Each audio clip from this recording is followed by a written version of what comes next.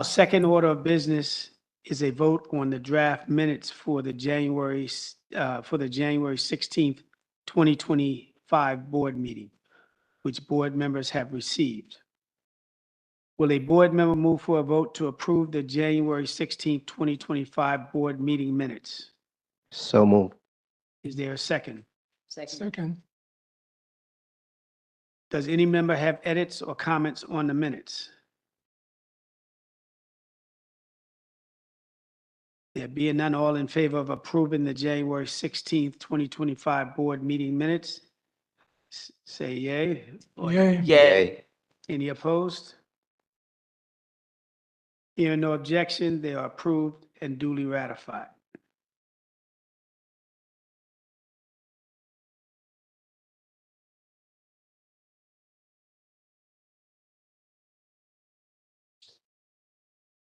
On PIC public comments, there are no comments received. At this time, I'll turn it over to our Jasmine, our Executive Director, for BOC announcements and updates. Thank you. Thank you, everyone, for joining us today. First, we'd like to share our deepest condolences with the families of department staff who have passed since the board's January meeting. The staff who have passed are retired Captain Kathleen M. Gavin, retired Captain William Carroll, retired Captain John Easton, retired Officer Elaine Otero, retired Captain Helen Frenette, retired Captain Jose Rodriguez, retired Assistant Deputy Warden Robert B. Atmore, retired Officer James Patrick Murray, and retired Warden Samuel A. Brown. Next, an update on census data.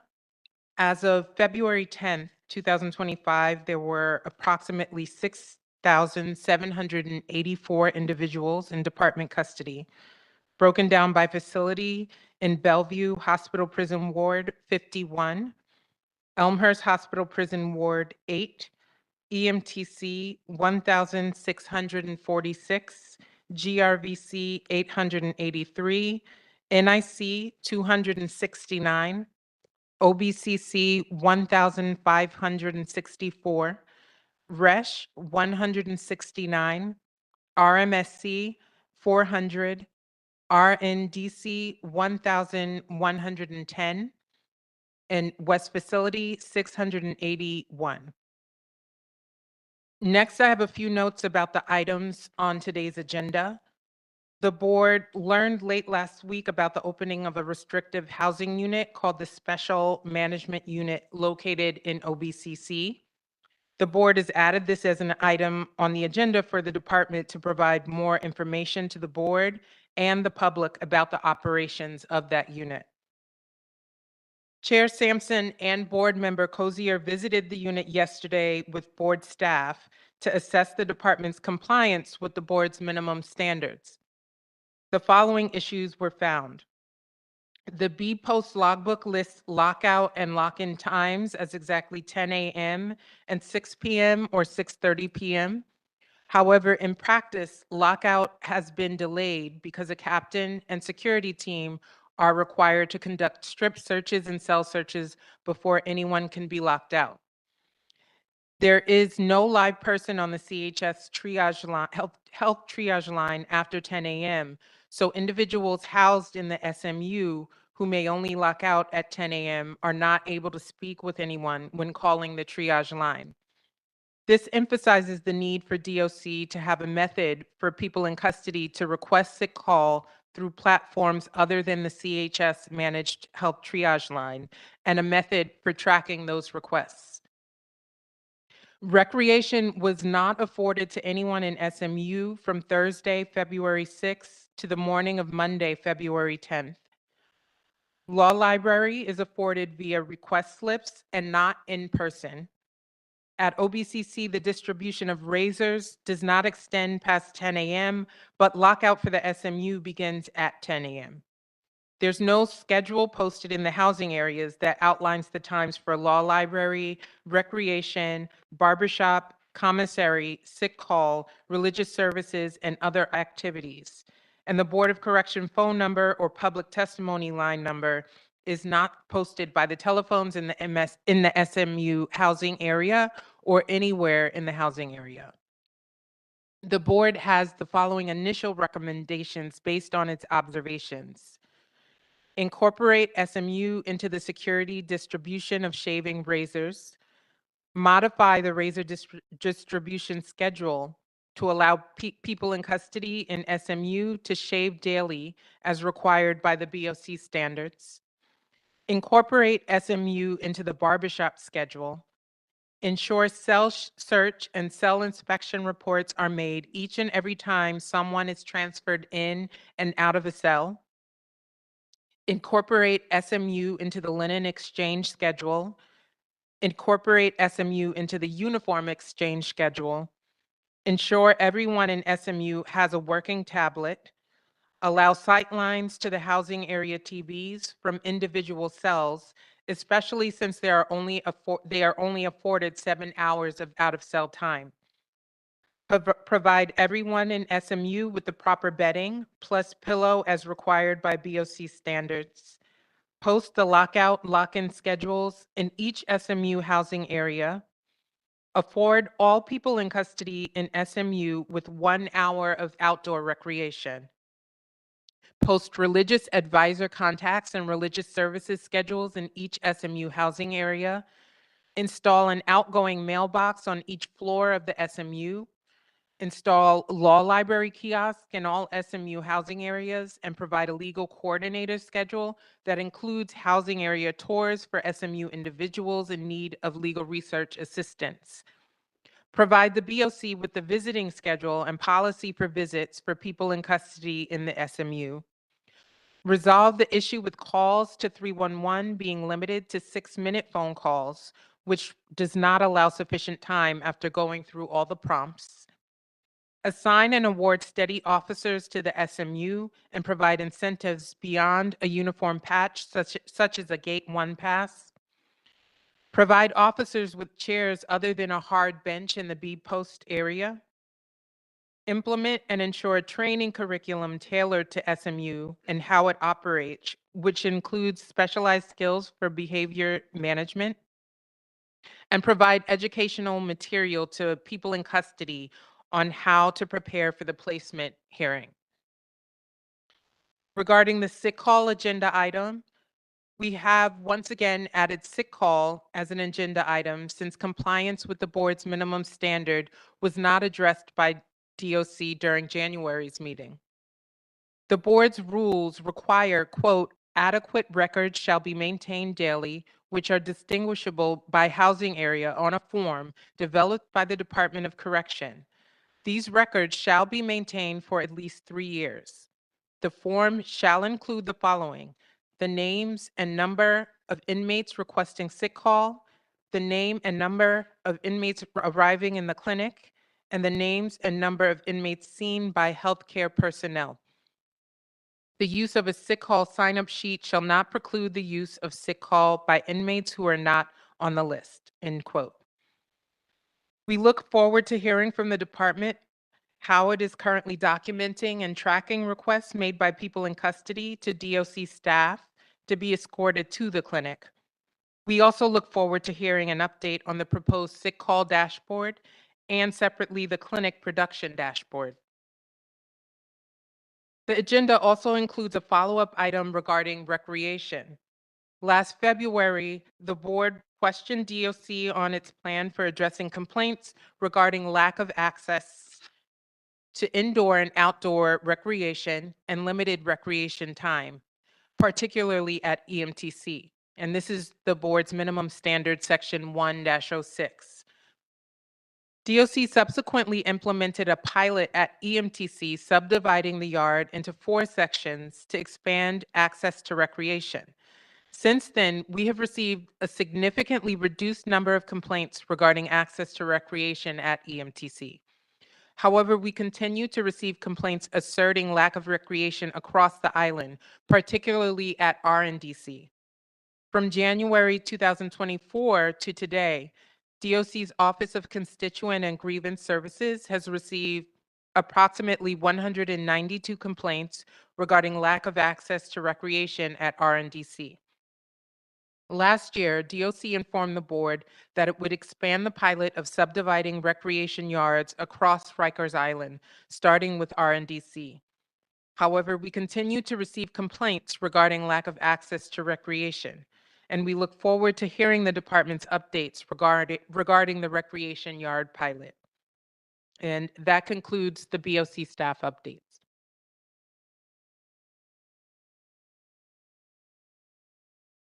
Thank you, Executive Director Jasmine.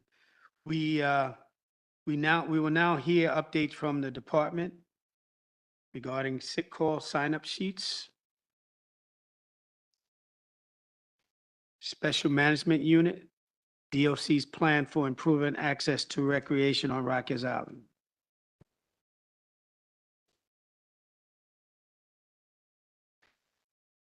Good afternoon, board members. My name is James Saunders, and I'm the Deputy Commissioner of Health Affairs, Quality and Compliance Division. Thank you again for the opportunity to provide an update on the department's plan for sick call tracking.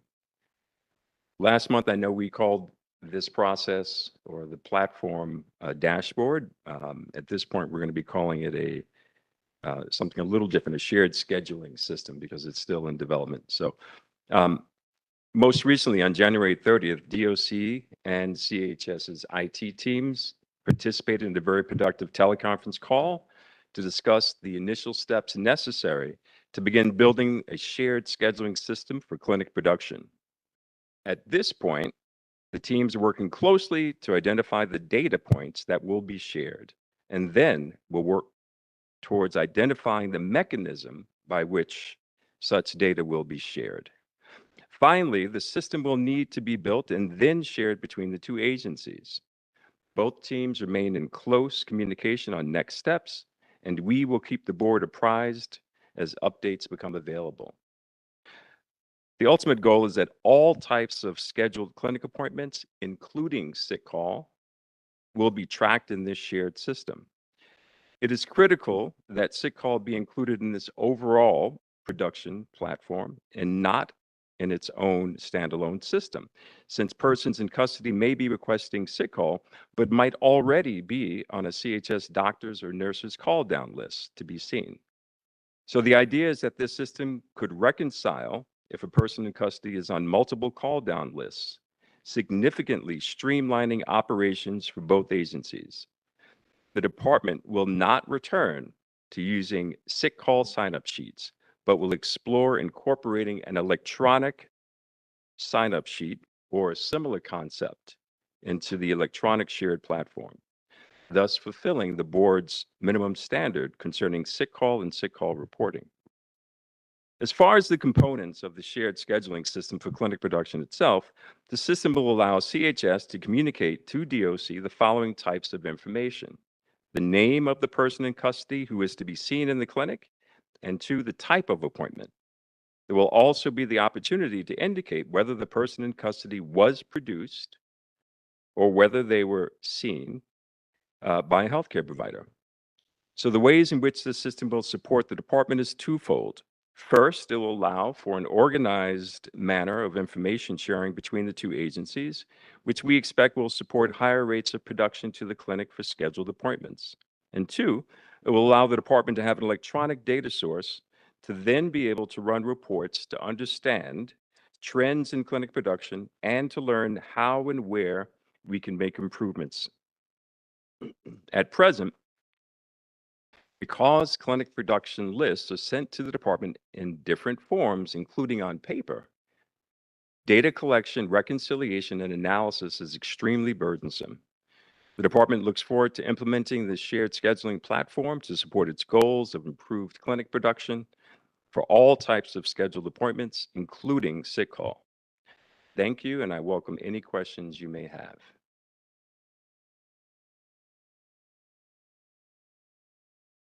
Any board members have questions? Is Dr. Cohen present? Okay. Board Member Jude? Yes, thank you, Mr. Saunders. Will this shared system be accessible through the laptops, through the tablets? So this is, are you saying can PICs Access? request sick call through the tablets? Yes. Well, that's something that they can actually do now, because I think there's a telephone function within the tablet that permits them to call 614 # and put their names on.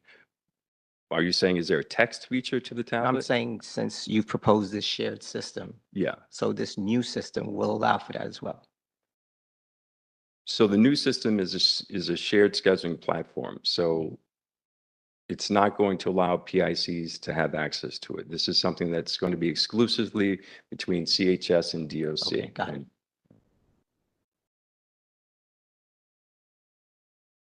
Yes, my question to you, um, would be regards to the actual timeline for completion. I don't think in your presentation, you gave any firm timeline of schedule to produce this item.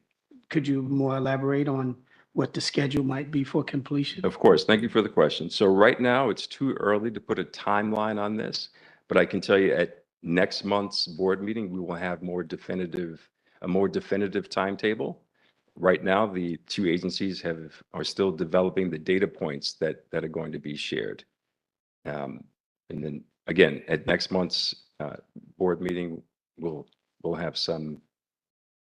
firm up some more dates and a project timetable surrounding this initiative. Thank you, Jasmine. DC Saunders. Hi. Excuse me. You mentioned, I know you're mentioning the shared scheduling system for clinic production, but specifically in terms of instances when a person in custody goes up to a DOC staff member to ask to be escorted to the clinic, how are you tracking that currently? And I know you mentioned that you're exploring an electronic sign-up sheet.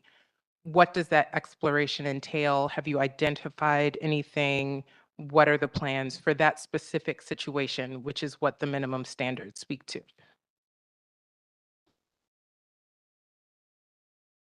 So it sounds like you're asking two different questions in that one. So in terms of an individual requesting sick call, if they're in a dorm setting or if they're in a cell setting, they can go over to an officer and request to be taken immediately to the clinic. And how is that captured? That is currently captured at the clinic level where the person presents in front of a provider, and that's documented. DOC is not documenting that. That's what I would call a walk-in versus a sick call, which is more of a scheduled clinic appointment. So if you look at the minimum standards, I think the minimum standards speak to making sick call available, having a person sign up, and then having that, and that by virtue of signing up, you've thus created a scheduled appointment. And that person, according to the minimum standard, needs to be produced within a 24-hour time frame.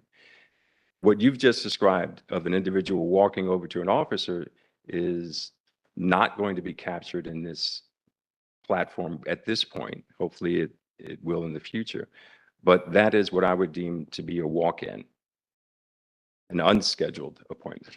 Right. So that is what the minimum standards speak to, and the specific provision that I had spoken to earlier about the names and numbers of people requesting sick call, the names and numbers of people arriving in the clinic, and the names and numbers of people seen by a healthcare personnel. So you're saying currently DOC is not tracking and capturing when a person walks up to an officer asking to be escorted, whether that person actually was escorted, and if not, why? That's not currently being captured. So I would say a portion of that is not being captured. So the individual walking over to the officer to request to be taken immediately is like an urgent care visit, an unscheduled visit.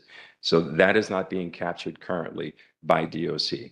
But the individual's presence in the clinic is being captured by virtue of the provider seeing them. Right. And so if you look at the name, so the clinic data will capture the names of individuals arriving in the clinic. The local law 132, though the sick call file does contain the names and numbers of inmates seen by healthcare personnel. And that's local law 132. That file is, I think, publicly available on the internet. But this platform that we're talking about is going to capture the data that you're requesting and more. Board Member Pitts?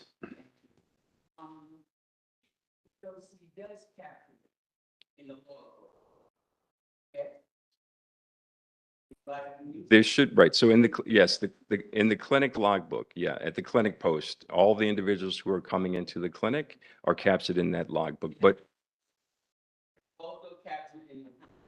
and in the housing area. But again, those are logbooks.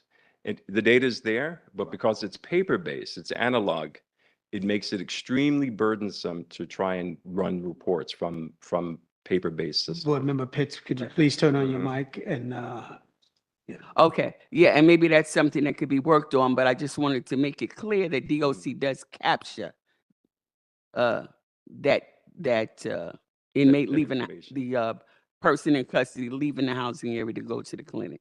They capture it. Thank you for that clarification, Board Member Pitts. Thank you. follow up to Board Member Pitts' question? Since it's being captured in the logbooks, is there any summary to bring that into a data format? So for that is the objective, to capture that data in this shared scheduling platform. I mean, and in the future, if the department goes to an electronic logbook, that data would be captured there as well. Okay, thank you. Any other questions? Okay, thank you. Thank you. PC Saunders. Regarding the special management unit at OBCC Annex Pilot. Good afternoon, board members. My name is James Conroy. I'm the general counsel for the Department of Correction. Seeing as this was a late agenda item, I don't have prepared statements, so I'm prepared to answer any questions that you might have to start out.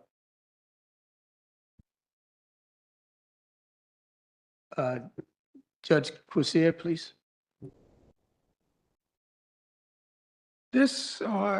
We just had an opportunity in the last couple of days to review some of the correspondence that took place between New York State Commission of Correction, the chair, and first Commissioner Molina and subsequently the current commissioner.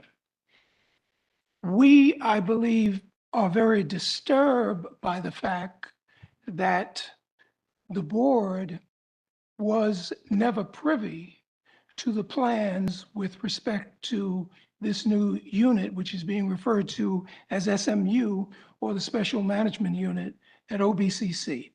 Also, I guess previously denominated the OBCC Annex Pilot Initiative and also the GP Max program. Now, I mean, it certainly raises a concern with respect to protocol in terms of cooperation between the board and the department. We learned of this last Thursday after it became operational last Wednesday evening, late last Wednesday evening, February 5. We are now privy to the Directive 4492 of the Commissioner with respect to the Special Management Unit. We are not privy to when it was authorized to become operational, when the State Commission on Corrections actually approved the final project. And we also have concerns regarding discrepancies between what we understood were requirements of the State Commission and what we see in the directive. Now, those concerns really, I think, have been exacerbated by the visit that the chair and I made yesterday to the unit.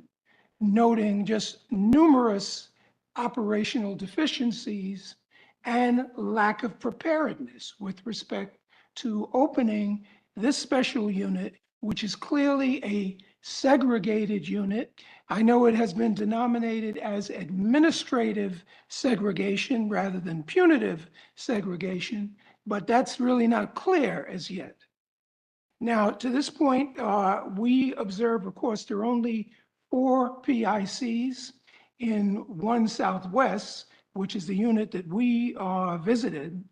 But, you know, as I said, there are just so many deficiencies.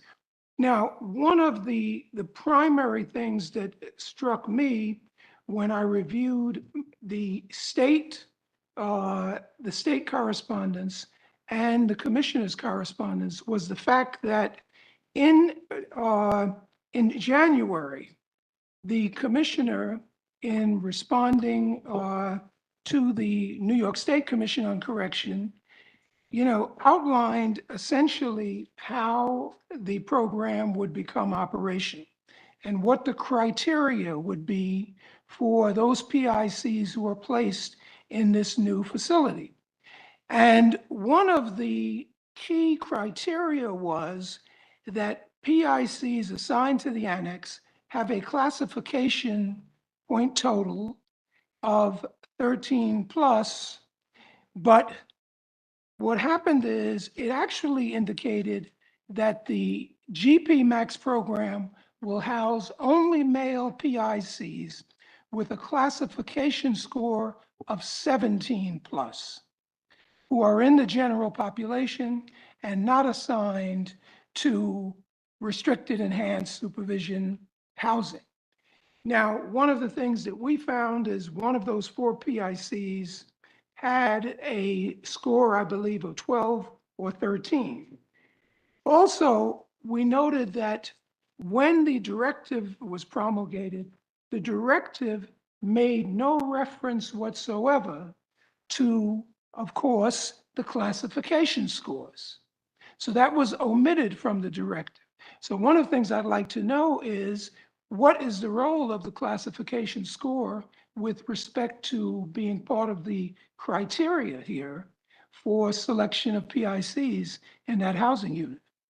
So with respect to that specific question, the classification score, what's intended here with this management unit and the criteria is to take a holistic view of the person in custody's time in custody. One of the aspects that the facility leadership and the custody management can consider is classification score, along with other things that you see within the policy. What we're seeing happen, obviously, we know that classification scores change with infractions or otherwise.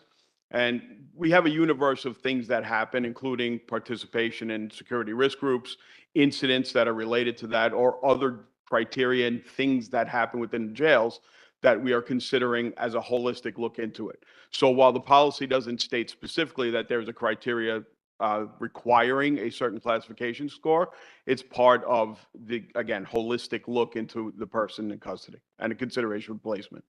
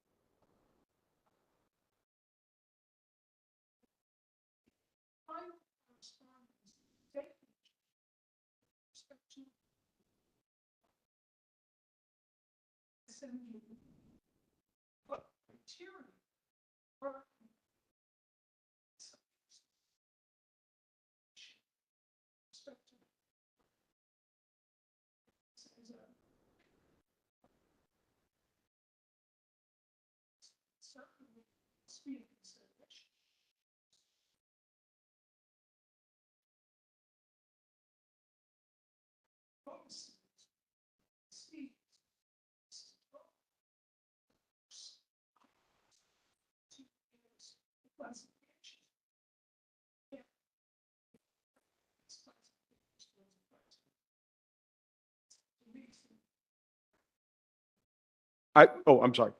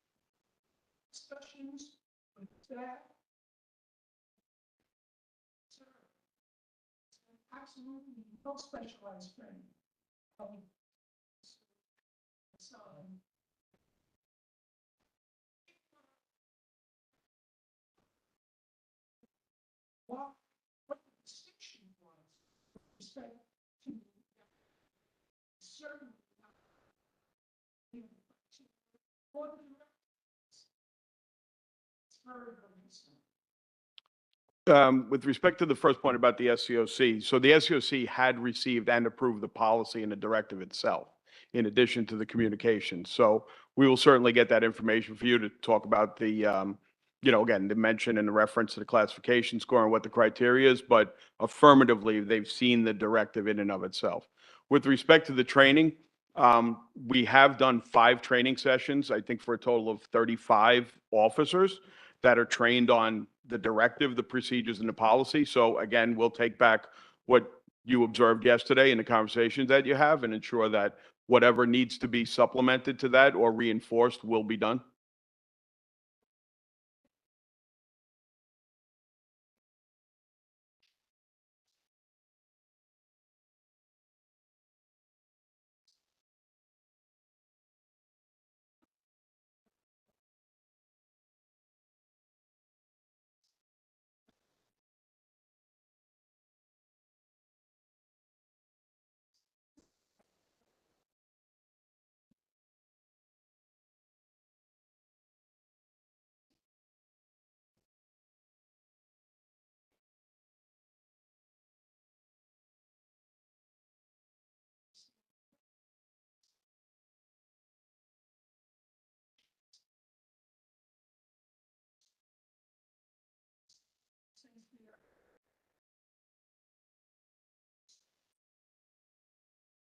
Right, and as you articulated, all the minimum standards are to apply here. That's specifically enumerated in the directive itself. And going back to what the executive director said earlier about the schedule, there is a schedule, and it's, part of the process that we're utilizing here, and it does enumerate that rec is part of that. It's on the schedule specifically, so we'll ensure that that's posted, and again, we will take back this issue. I note that you're right, we have to be complying with all of the things that we have in the directive, and we're going to look into this, but this is, we're not even a week into this yet, so there's only 5 people in the unit. This is all, part of why we did this slowly, to work out these issues. But certainly if there's no rec being afforded, we're going to take that back because that is not supposed to be what's happening pursuant to the directive. Judge, you finish your line of question? Before I go to Vice Chair Skip, I'd just like to follow up on Judge Corsier's request on documents from correspondence between the state and the department. And if you can let us know when we can receive that for our review. Yeah, we'll follow up. I don't want to give a specific time right now because that's not going to be me gathering the records, but we'll certainly get that very promptly. Okay, but I would like to let it know, GC, that we need it prior to the next board meeting, well, in advance prior to the next. Oh, board meeting. I think we could accommodate that without a problem, sir. Okay, thank you. Yep. Vice Chair Skip. Good afternoon. Good afternoon. Just a couple of questions and some requests for further documentation. Sure. The first thing, I noticed that you mentioned the word holistic several times. Please provide the board with DOC's definition of holistic. Like, what does that mean? How does that reflect a difference in other programming or other areas like Gen Pop. And when you say holistic, I just want to know where this is going because right now I have no idea. Second, the specialized training required for assignment in SMU. Please provide us with a detailed summary of what this specialized training is. Like, what is it that officers should receive before they are assigned in SMU? And they should receive it before they are assigned, I'm assuming. So just find it hard to believe that you've opened up this housing area and put people in custody there with officers who are not trained properly to sit in that place, other than receiving standard CO training. I don't know how that happens, but I guess it happens here. My second thing, looking at what you provide the PICs with, please provide the board with a copy of SMU-5, Special Management Unit Orientation Guide. We'd really like to look at that and see what that entails and how correctly it reflects what PICs need to know and understand upon being placed there. Please provide us a copy of the programming guide. Again, we'd like to know what is coming into there and in this specialized population.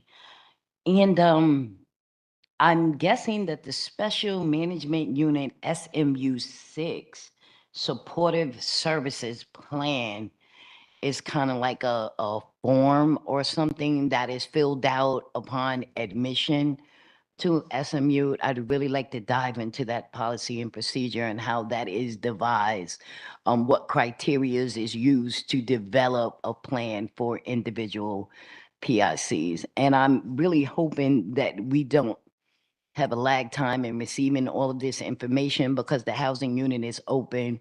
So all of this should be listed and available within a minute's notice, because you do have PICs in that housing area. Right.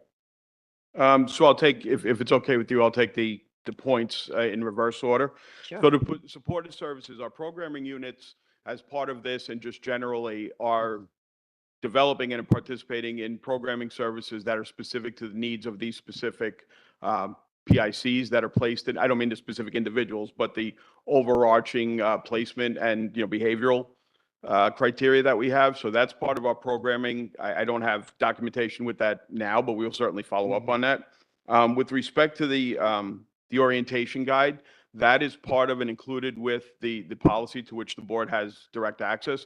We'll certainly provide that there, but that's one of the forms that's already included in the forms with the directive and the other materials. So if you don't have that currently, we'll certainly get that to you. With respect to the training, we will provide, again, I don't have with me the specific training requirements, but again, I reiterate that prior to opening this management unit, we did have and are currently conducting. We've had 5 already with up to 35 officers that have been trained on these procedures. I don't know exactly, again, what other training things they've been done, but we could talk to our training division and follow up with the board on that. When we refer to holistic, it's kind of referenced in the placement criteria, right? As opposed to something like a restrictive housing, like enhanced supervision in RESH, that's incident specific. There is a specific incident that has whatever type of evidence, video evidence or otherwise, that will be heard by an adjudications officer and then, result in a placement in the restrictive housing.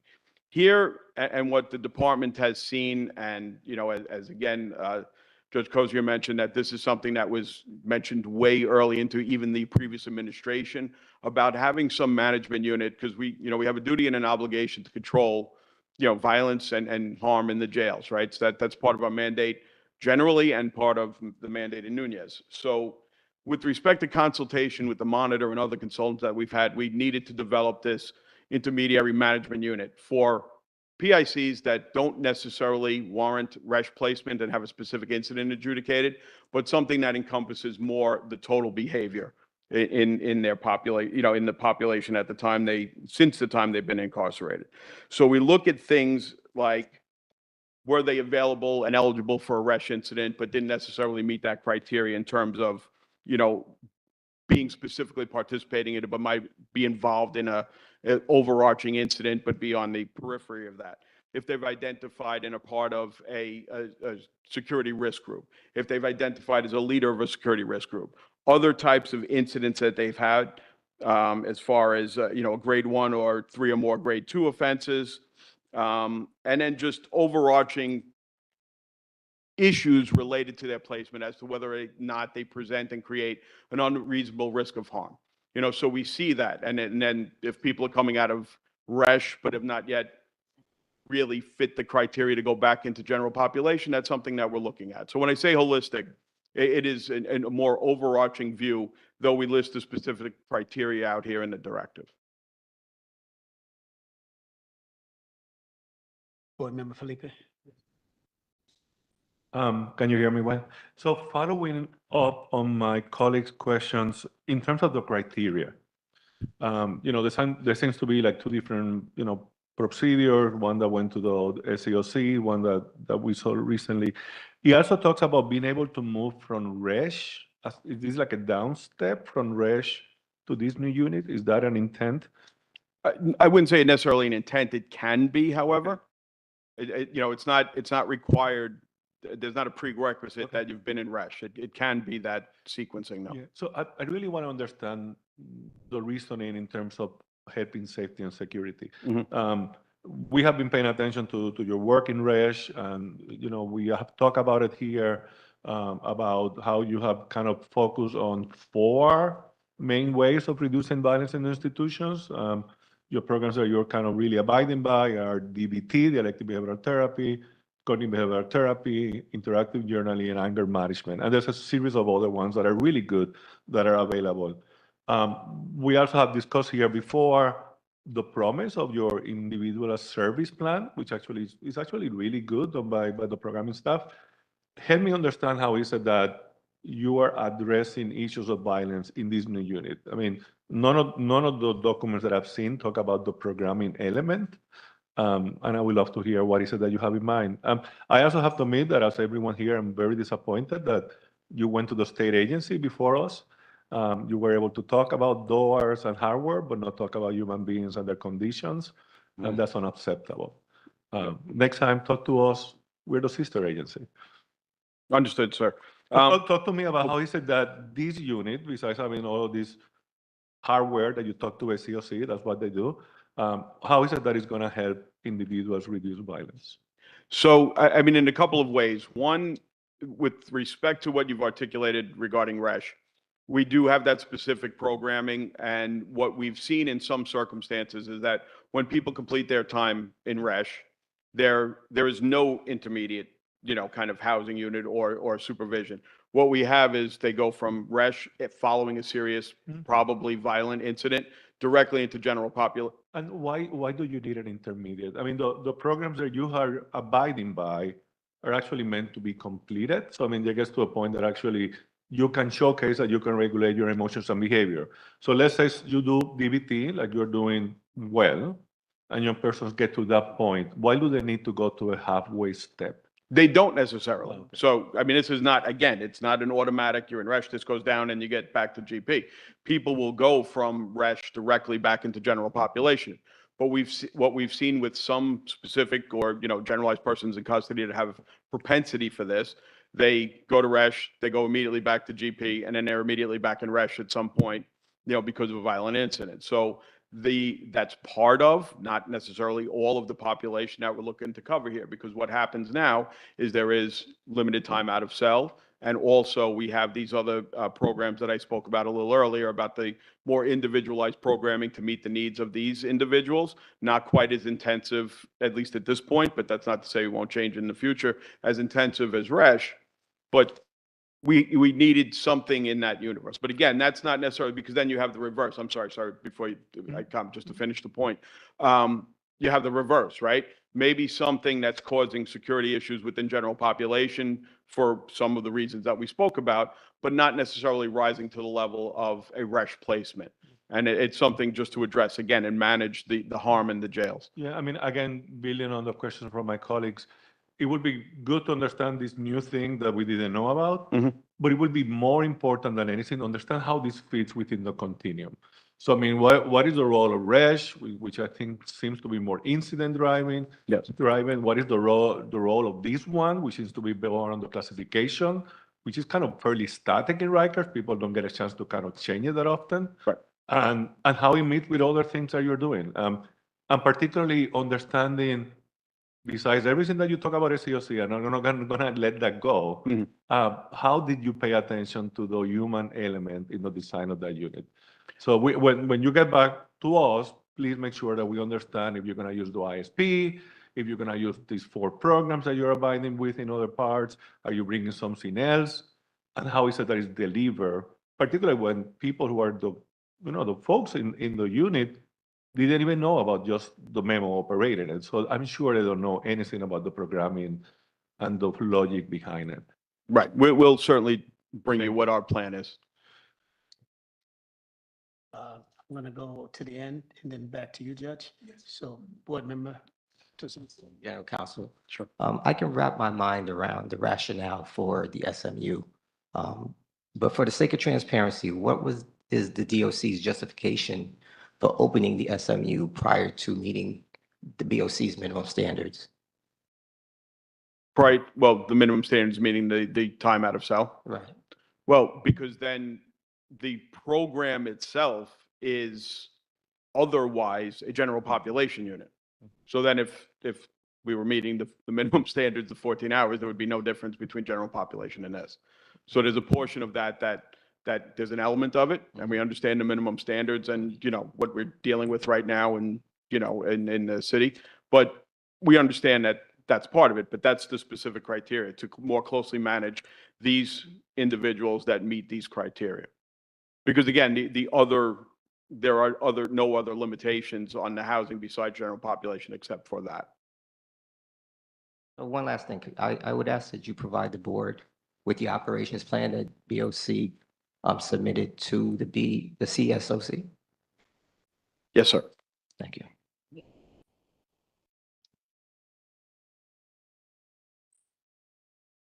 Judge Garcia.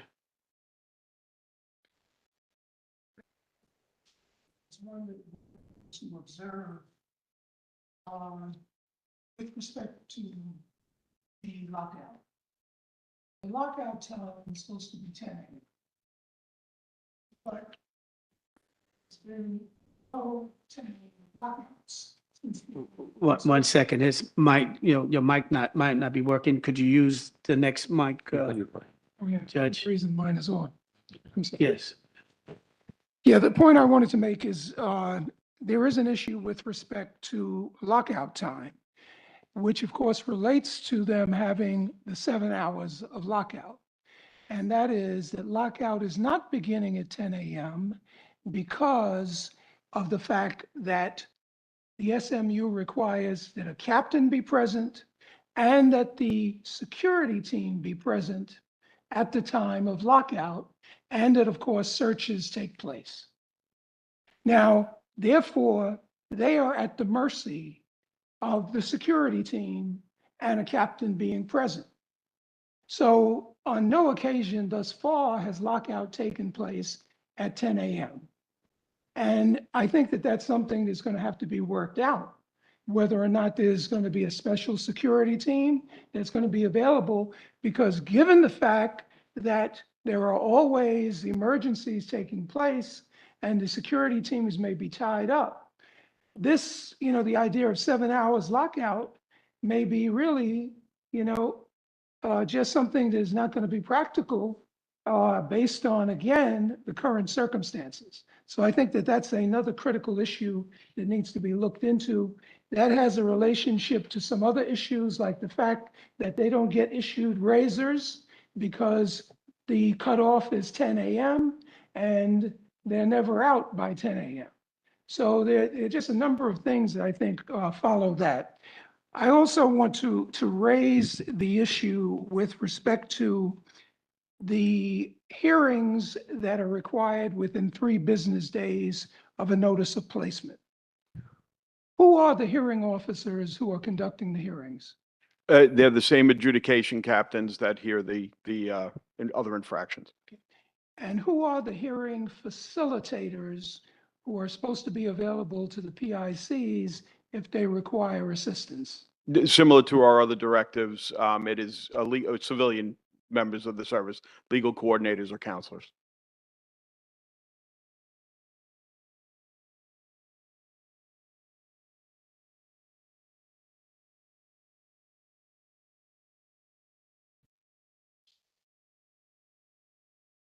One more, I'm reading here of a person in custody, 64-year-old mother who arrived at the Perry building at 12:30. Yet the person in custody was not brought down to the visit floor until 6 something. Visits, human contact and communication are vital to PICs. I don't care what housing unit they're housed in or what security classification they have. Minimum standards give them visits. Why did it take 6 hours? 6 hours before this person was brought down to visit with his elderly mother and young daughter under 10. I mean, if we're going to open up housing units and if we're going to give them special designations, like we shouldn't be doing none of this work until every I is crossed and every T is dotted. And I'm saying that specifically that way, you know, because here you failed to give this man his, what he was supposed to get, what we have decreed as a minimum standard. You know, that is ruining family visitation time. An elderly woman sitting down at the Perry building or wherever she was sitting for 6 hours waiting for a visit. If you could get us that information, or willing to give us that information, we'd certainly look into that. I mean, the visitation issues are supposed to be same as every other housing unit that we have. So you don't have this information. This was news You're to raising you. it for the first time. Yeah, I don't even know the person's name, so you could raise that with us afterwards. Judge Corsair, please. Yeah, with respect to this, we had an opportunity to speak to the PIC, and the PIC explained that he received a telephone call from his mother at about 11:30 saying she had checked in and they were about to take her phone. She was 64 years old, there with his 8-year-old daughter for a visit. Now, he tried to inform the officers that his mother and daughter were there for a visit. He was expecting to have a visit. Now, we understand, of course, that all of the visits by PICs in SMU are supposed to be contact visits because that's not supposed to be restricted unless there's otherwise a restriction. That's right. And that was not the case with any of the PICs that we at least had an opportunity to speak with. Now, he indicated that at 4 p.m., he went back to the officers and said, I haven't been called for the visit. What's going on? And they said, we don't have any information about the visit. At some time, maybe 4:30, 4:45, they say, oh, yes, you have visitors, but you can't have the visit until all visits have been finished and the floor is cleared. So at 6, somewhere around 6 to 6:15, imagine some more than 6 hours after they had arrived, he had a visit. And the only 3 people who were in the area were the PIC, his mother, and the child. So he was told that they had to clear the area before his visit could take place. Again, it just seems to me that's an unreasonable restriction, and that's something that's going to have to be resolved. Again, I can't speak specifically on that incident, but that's something we're going to bring back because you're right. That's not supposed to be the procedure. And I can't right now explain what happened there. Do you know what day that was? Sunday Sunday. the 9th. Sunday the 9th. Thank you. I do have a few questions, General Counsel. Sure. If no other board member has questions at this time, and I do want to say that we will forward to the department a comprehensive list of questions that we would like within reasonable time prior to our next board meeting. Yes, thank you, sir. And also the recommendations that were made earlier, I didn't get a chance to write them all down, obviously. Okay. And first thing, you can talk to, I guess, the overall concept of what violence reduction means to the department with respect to this SMU unit and general population. Because it's just one observation that was observed when visiting the unit yesterday. Security concerned, and you might want to make it with your security team, there's a room with a ton of plastic chairs. And I think plastic can be used for some very, very dangerous situations. And I don't know, maybe the department want to put benches in there or something else that's a little more secure. But this just goes to the thinking and formatting and opening a unit before a full security review or before a full process, in my opinion, is done to house PICs. So that's a security situation should be looked at once. Two, did you brought up the Nunes and what was their opinion? If you don't have their opinion, if we can get that in writing, but I would like what their opinion in writing as to their position on the formation and opening of this unit. Right, so the monitor was apprised and approved the directive and, the opening of the unit. Regarding, an overarching opinion, I mean, there was a filing in Nunez last week regarding local law 42, and, they articulated that management units such as this are in line and consistent with sound correctional practices, which is kind of the overarching theme related to this is managing populations that have some propensity for violence and, doing it in a way that's thoughtful and helpful. And this is why this is consistently going to be under evaluation and why we started slow. We only have 5 people in the unit. We didn't populate to full capacity or nearly to full capacity for that reason, because this is something that's going to be evaluated, and we're in one housing unit right now, right? So we're going to look at it and again, deal with the issues that are being raised today and anything we see, obviously, ourselves, because it's an assessment. Yeah. And I think I started out by asking what is like sort of your philosophy about the reduction of violence. Because it's my opinion that this unit, once housed at a level, it will not be a reduction in overall violence just by speaking and seeing what I saw yesterday. It will not.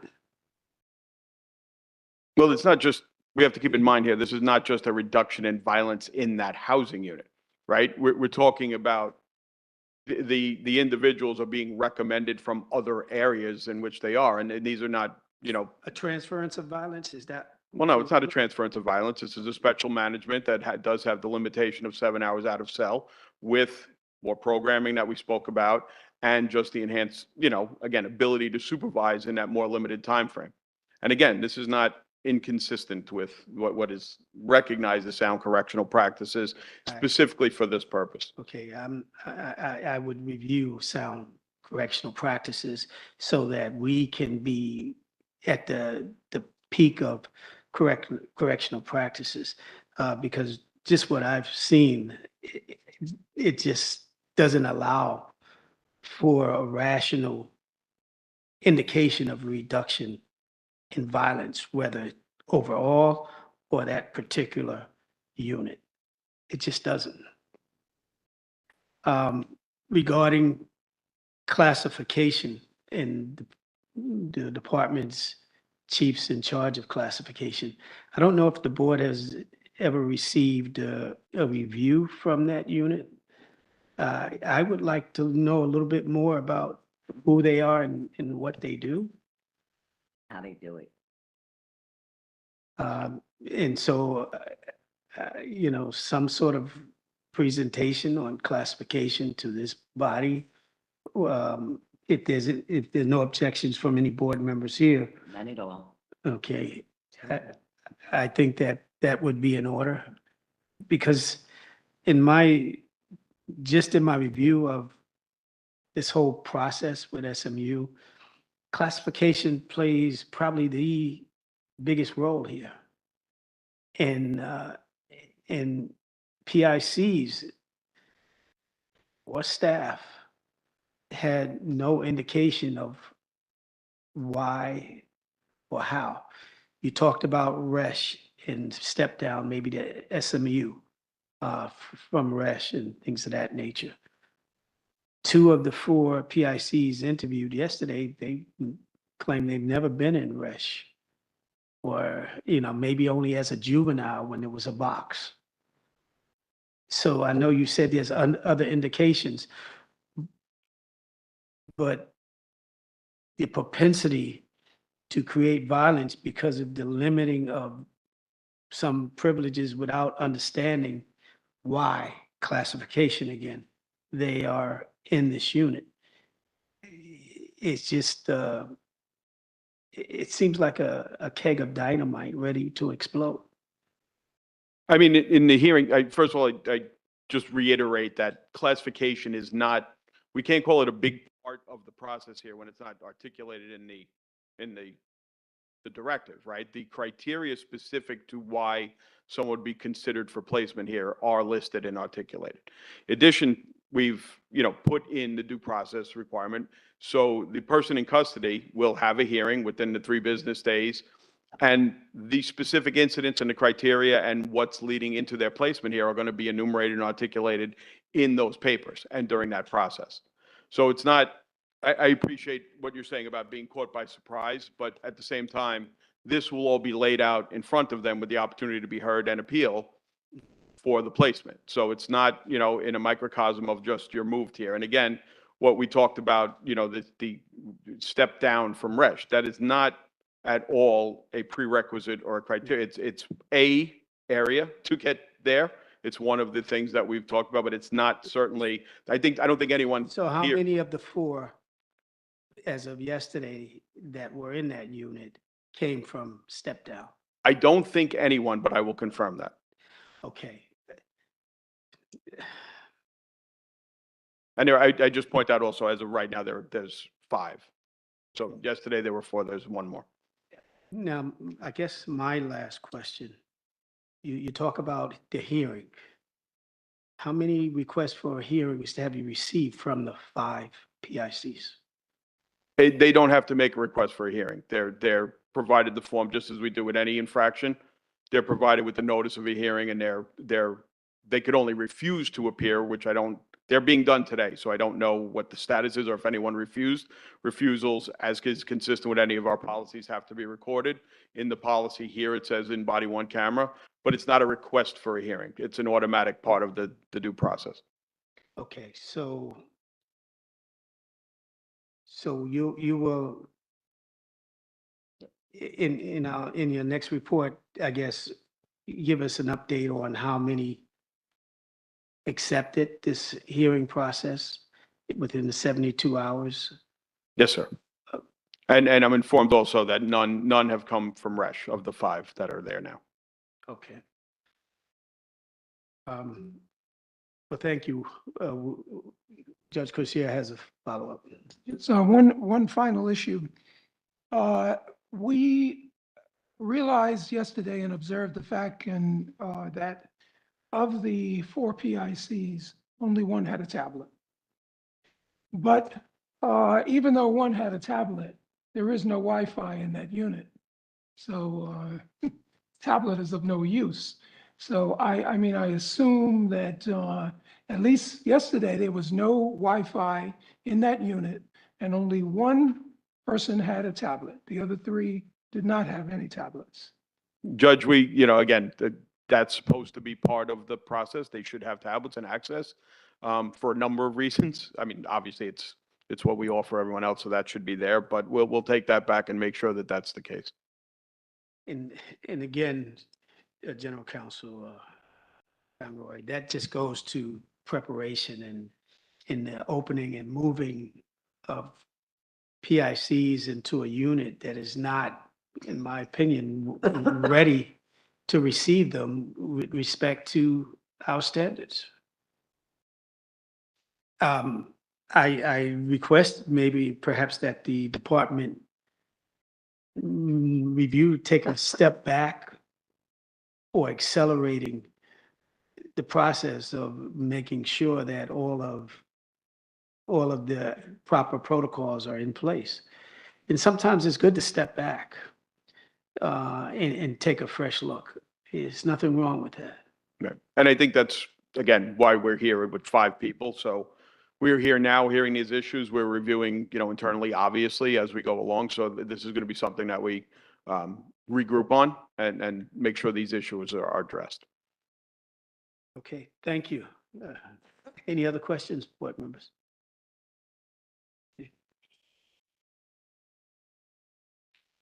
Oh.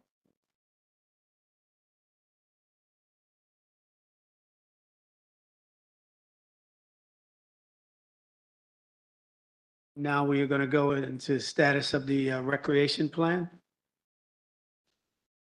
Improvement of access.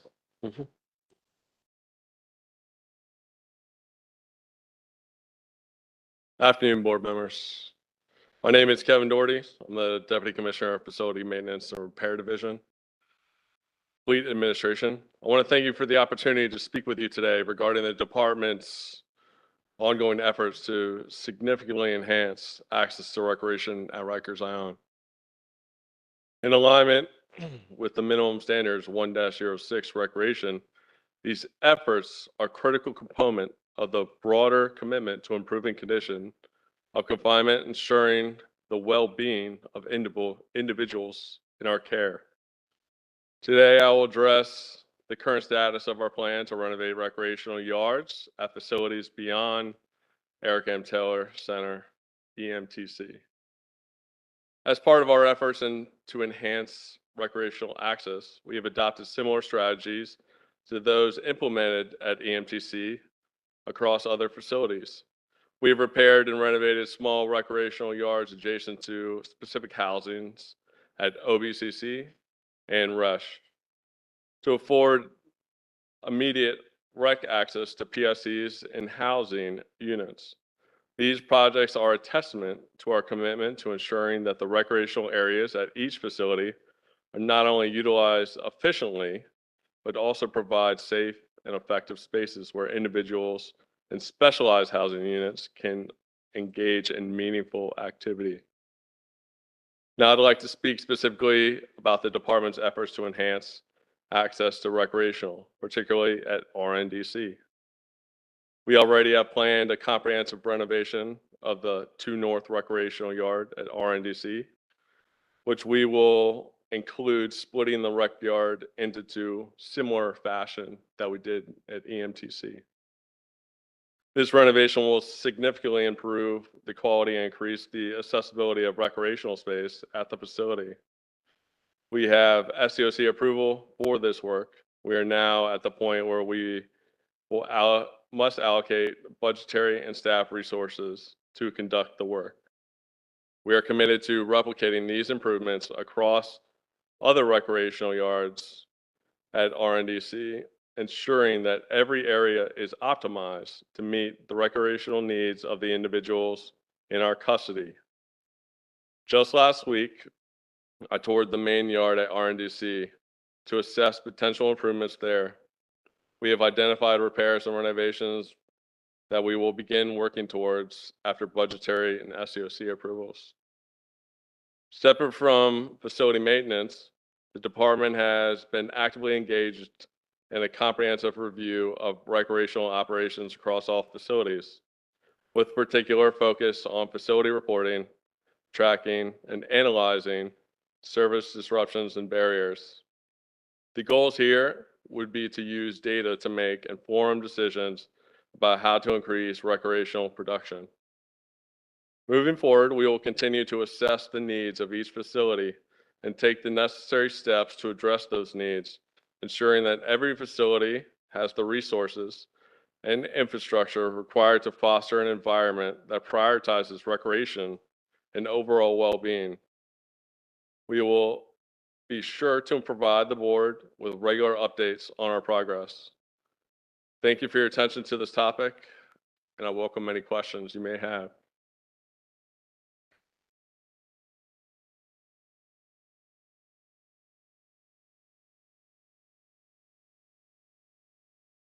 I had a question. Thank you. How does RNDC track whether an individual has been given recreation on a daily basis? Facility operations and the individual RNDC track the specific number of PICs that come in and out for recreational space in their logbook. The logbook. Okay. Are there any staffing shortages that impact the ability to offer rec? Good afternoon. Good afternoon. Francis Torres.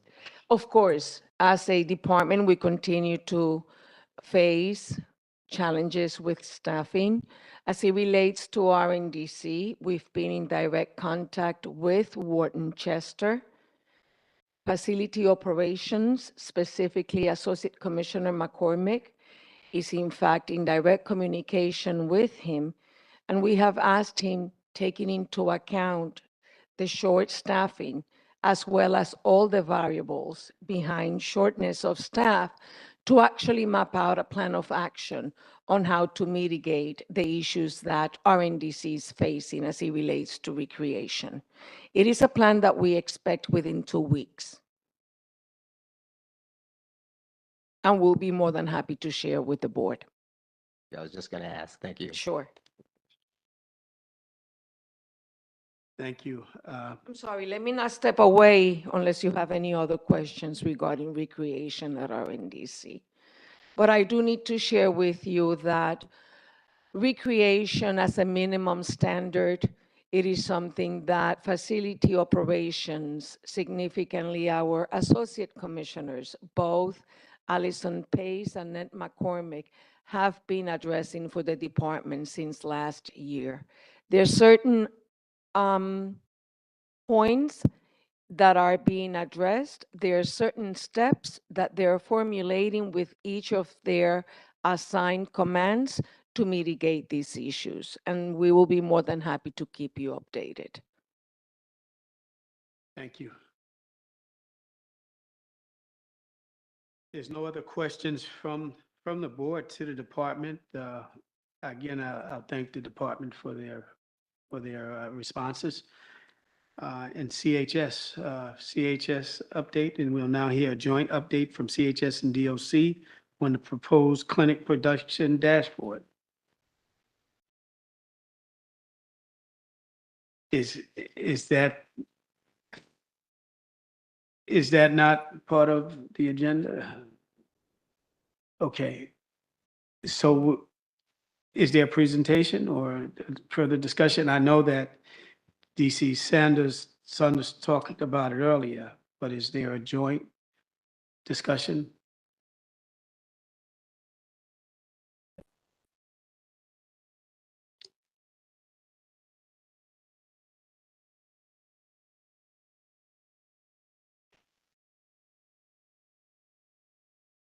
Good afternoon, board. It's Carlos Castellanos, CHS Operations. Like the department stated earlier, we did have an initial meeting on January 30th where we discussed the steps needed to create this dashboard or platform. In addition to that, I know that the respective IT teams have been in contact. As of last week, we provided additional samples of what that call down list could look like on the dashboard. I believe it's under review right now, and we are waiting to hear back to schedule in this follow-up meetings after that. The next steps after that is really to work with the department to determine how the unscheduled appointments will be part of this process moving forward. Okay. Overall, is there progress? I mean, significant progress between CHS and the department to hash out any potential conflicts or questions that might arise? Hi, it's Patsy Young, Senior Vice President of Health and Hospitals. As Mr. Castellano said, we provided DOC with fields of information that we use for scheduled appointments for call down, and I think our IT departments are working together to see in what format the department would find that most useful. So there's that progress. These are for scheduled encounters. And as Mr. Saunders previously explained, the scheduled appointment dashboard, which is what we are working on, would ultimately, I guess, include, thank you, Ally, your explanation was great, what the department is capturing for sick call. In the development stage as it is now, are there any issues that would prevent a product from being produced Please. in short order? Chair, last time for last month's meeting, I found myself at a disadvantage when this subject was brought up, if you recall.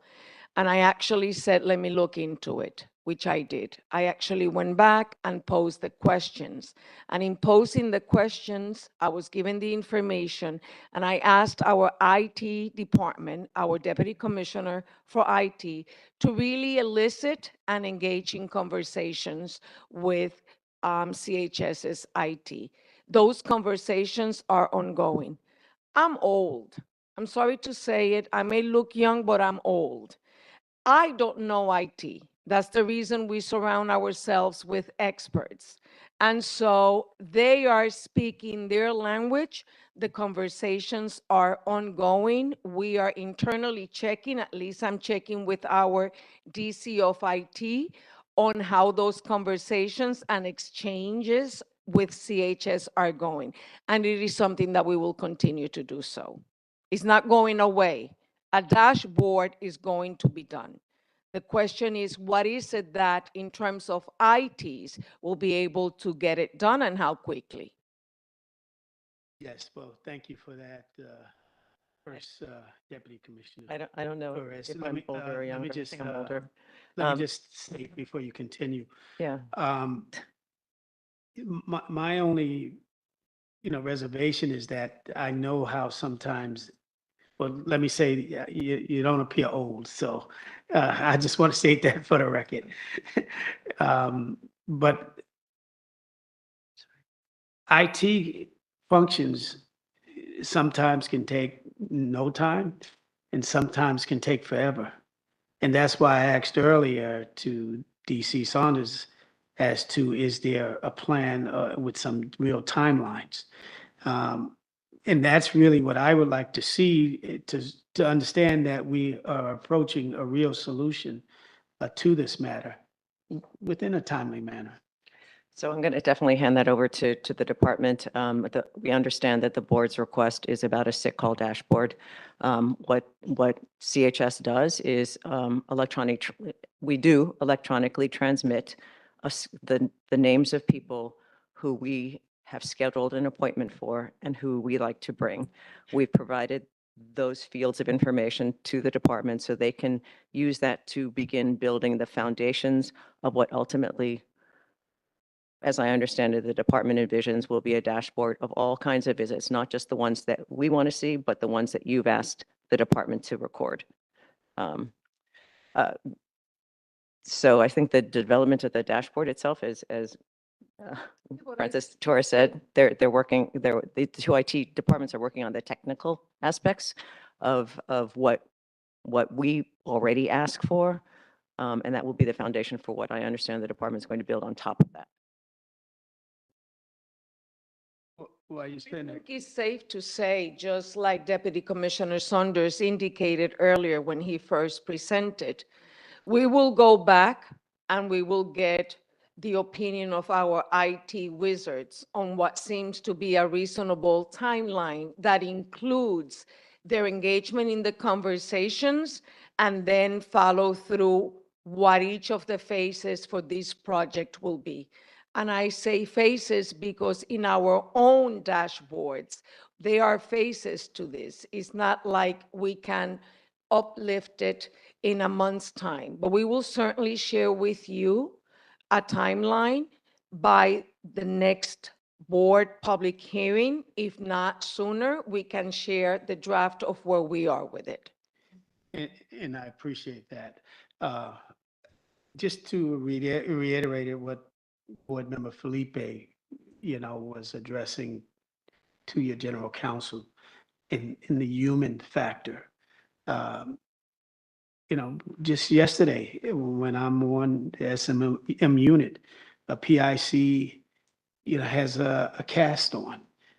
He is unable to understand how he's going to get to medical to see how he can get it removed. The 311 line or whatever the phone line, it cuts off. They can't, just a human factor on getting the medical care that's needed. Do we understand if it's being provided or not being provided? So that's why I'm stressing the urgency in understanding what the timeline is. And if it's not 1 month to get up, what are we doing to remediate those medical needs that are a cast on the hand that can't get off? We understand the concerns and actually share the concerns that you have brought up to our attention today. We will certainly be addressing the list of all the items that you have brought to our attention. Thank you, Jasmine. Yes, I just, First Deputy Commissioner Torres, this is for you, but I understand that we're talking about a dashboard that will entail scheduled visits, but specifically regarding unscheduled visits, which I believe DC Saunders mentioned. Will the dashboard capture unscheduled visits? And if not, will the plan that we receive in 2 weeks entail that as something to be captured and a timeline for that? Well, I'll be very careful to respond on that. If unscheduled visits is something that we should map out as part of this dashboard, then we will present that equation to our IT teams. I'm not going to give you any false hope. I've never done that, and I'm not going to start now. If unscheduled visits can actually be a part of it in terms of what we envision on this sharing mechanism, we will post it to our IT teams and see how it is that it can be accomplished. And if it can't be accomplished, then will the board or will the department, as DC Saunders mentioned, continue exploration of how to capture that outside of the logbooks? I understand that they're, in logbooks, but to have a collective. So if you see a place where- hesitation, it's because as a department, we're really implementing other different technology advantage or advancement. I really would like to have a sidebar with the IT based on something else that is being done to determine if we can cover it through that aspect. Maybe another way of asking the question, where in the queue of IT projects is this project? Is that a priority? Is it an issue of capital? Do you need more funding? I mean, is there anything that we can do to advocate to help the department? Why don't I ask our deputy commissioner and get back to you through Ali Robertson?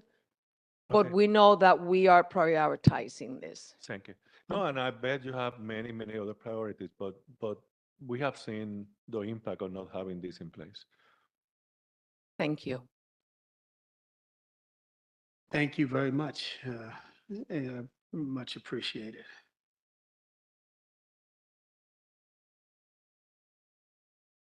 We'll now hear from COBA updates.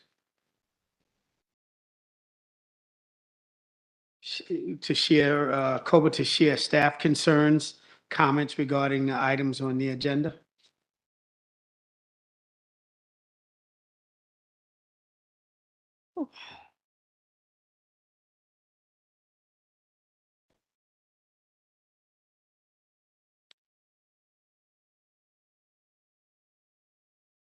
Good afternoon.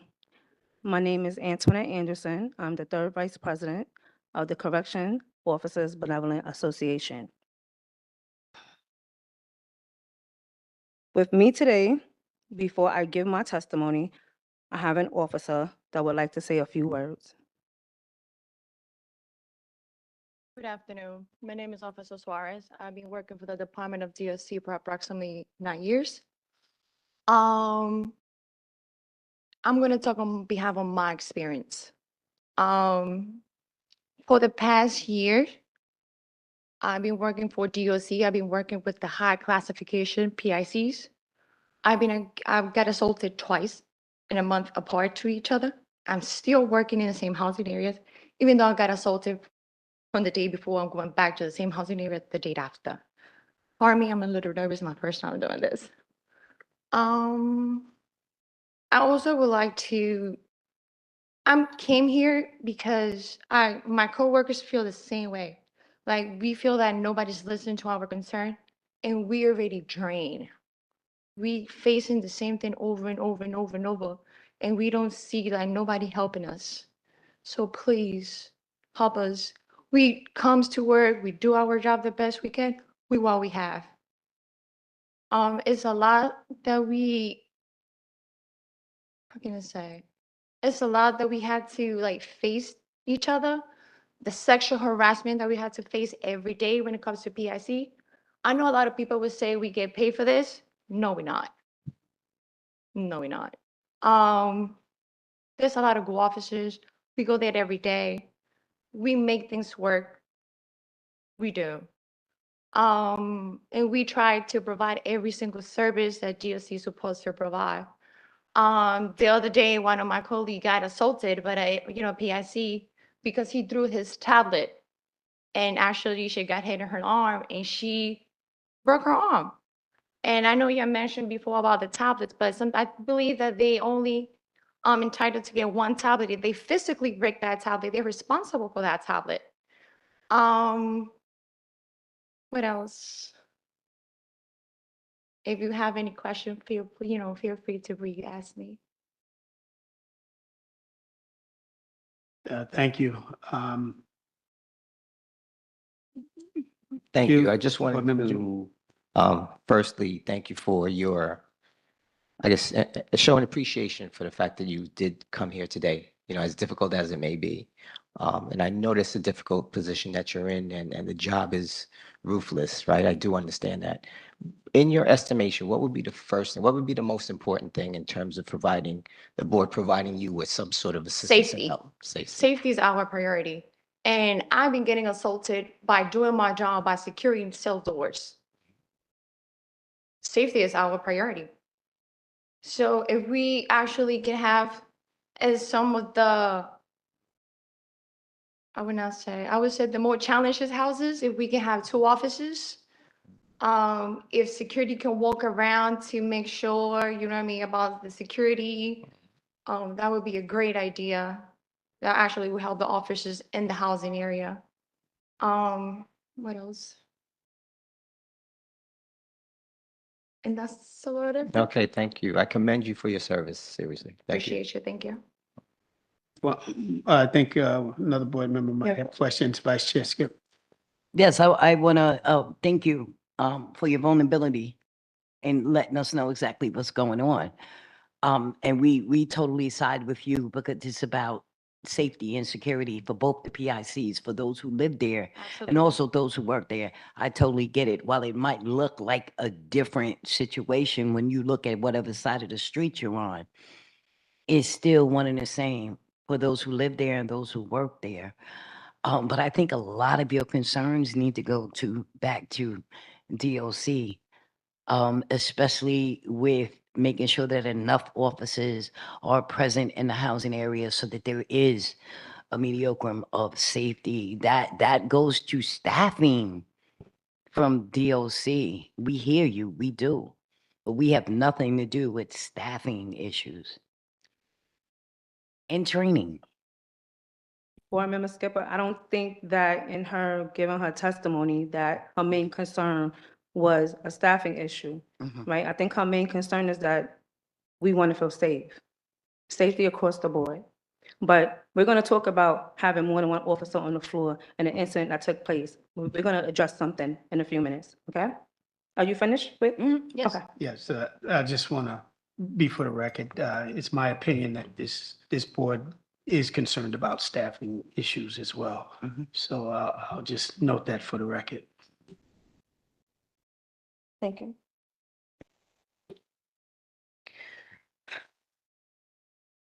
As of January 1st of 2025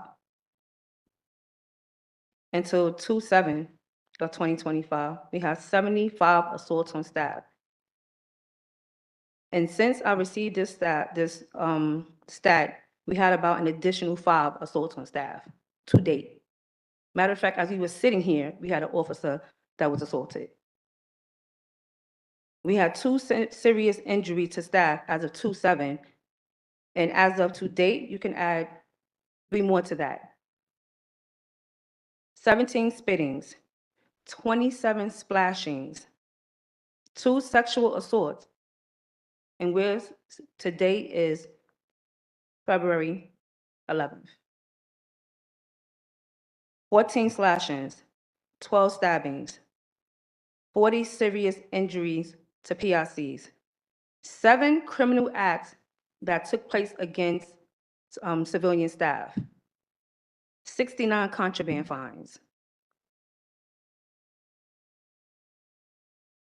Today, I stand before you to address a grave issue that weighs heavily on our hearts and minds: the safety and well-being of our correction officers, our brothers and sisters who dedicate their lives to maintaining order and security within our facilities.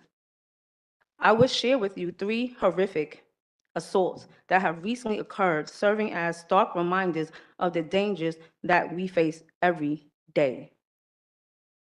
In the first incident, we witnessed a shocking act of violence against one of our own, a dedicated sister officer.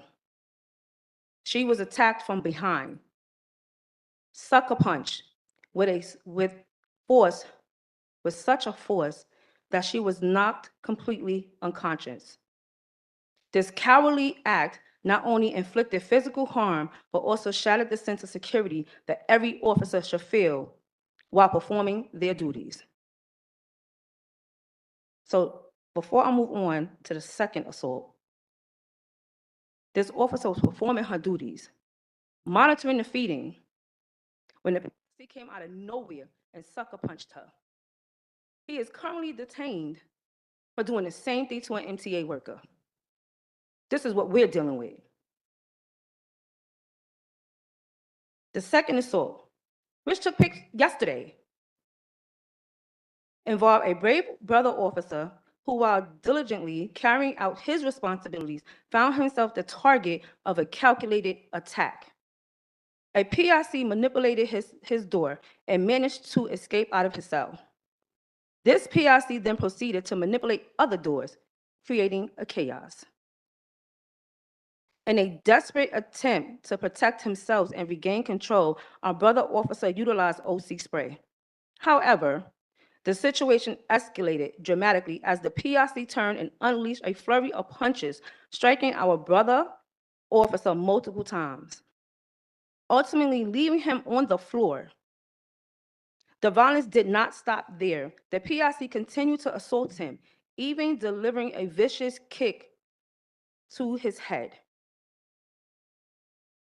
In a shocking twist, the PIC seized the OC and turned it against our brother officer, further compounding the brutality of his encounter. So not only did he punch him and kick him, he sprayed him with his own OC.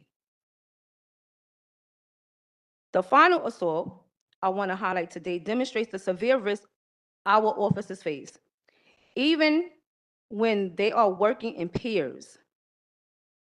As our sister officer entered the scene to assist her partner, she too became a target. The PIC, emboldened by his earlier attack, sprayed her with the very OC that our officers rely on for protection. This incident underscores the urgent need for enhanced safety measures and support of our correction officers, who are putting their lives on the line every day. These assaults are not just statistics. They are stark reminders of the violence and unpredictability that our officers encounter. It is imperative that we come together to advocate for their safety and ensure that they have the tools and support they need to perform their duties without fear. We owe it to our brothers and sisters to stand united in the fight for their protection and well-being. One thing that BOC could assist correctional officers with is reinstating the monetary fees to infractions. There has to be some sort of deterrent for PRCs. That way we can avoid some of the additional crimes that are taking place on Rikers Island. So even with multiple officers on the floor, we still was assaulted. So whether we have 2 officers or 4 officers, we can't control every environment that we're entering, unfortunately. I wish I didn't have to come up here and talk about the things that we go through every day. But now I have 3 officers out that we don't know if they're going to come back to this job. And this is our reality. And I'm not asking BOC to get a staff. That's not your job. But you guys can help us with reinstating the fees for the infractions. It has to be some sort of deterrent. You can't they can't have a green light on assaulting us and then not get an infraction, or assaulting another PRC and we get in the way and we get assaulted. I understand your position for the PRCs, but understand my position for my brothers and sisters. I've been there. I know what it is to be assaulted. I know what it is to be sexually harassed. And a lot of the officers don't feel safe coming up here and speaking their truth. But the bottom line, this is what we're undergoing. And yes, some of them, whether they want to admit it or not, mentally, that affects us as well. Any questions? Yes, clarification. I appreciate your comments and your fellow officers' comments. With respect to 2 issues you discussed, cell doors. I probably had asked the department, is there an audit or review of the cell doors in their secure locking nature? I know that I've heard issues regarding cell doors not being able to be manipulated in the past. If that is still an ongoing problem, as you are stating, based on this particular incident you cite, I'd like to perhaps see what type of audit on cell doors are out there by the department. And also perhaps COBRA, I'm maybe assuming, but you probably have to do walkthroughs, with management with respect to. So when it comes to the security. cell doors, the officers, they put in work orders. From the work orders is how they supposedly fix the cell doors. When we walk in the buildings, we talk to the staff and we also check on doors as well. Now, this particular housing area, they had a TSO. So I don't understand how this PRC was able to get the door open. Once we close the cell door and the security inspection is done, if they tug on the doors long enough, because, the doors are old, it comes open.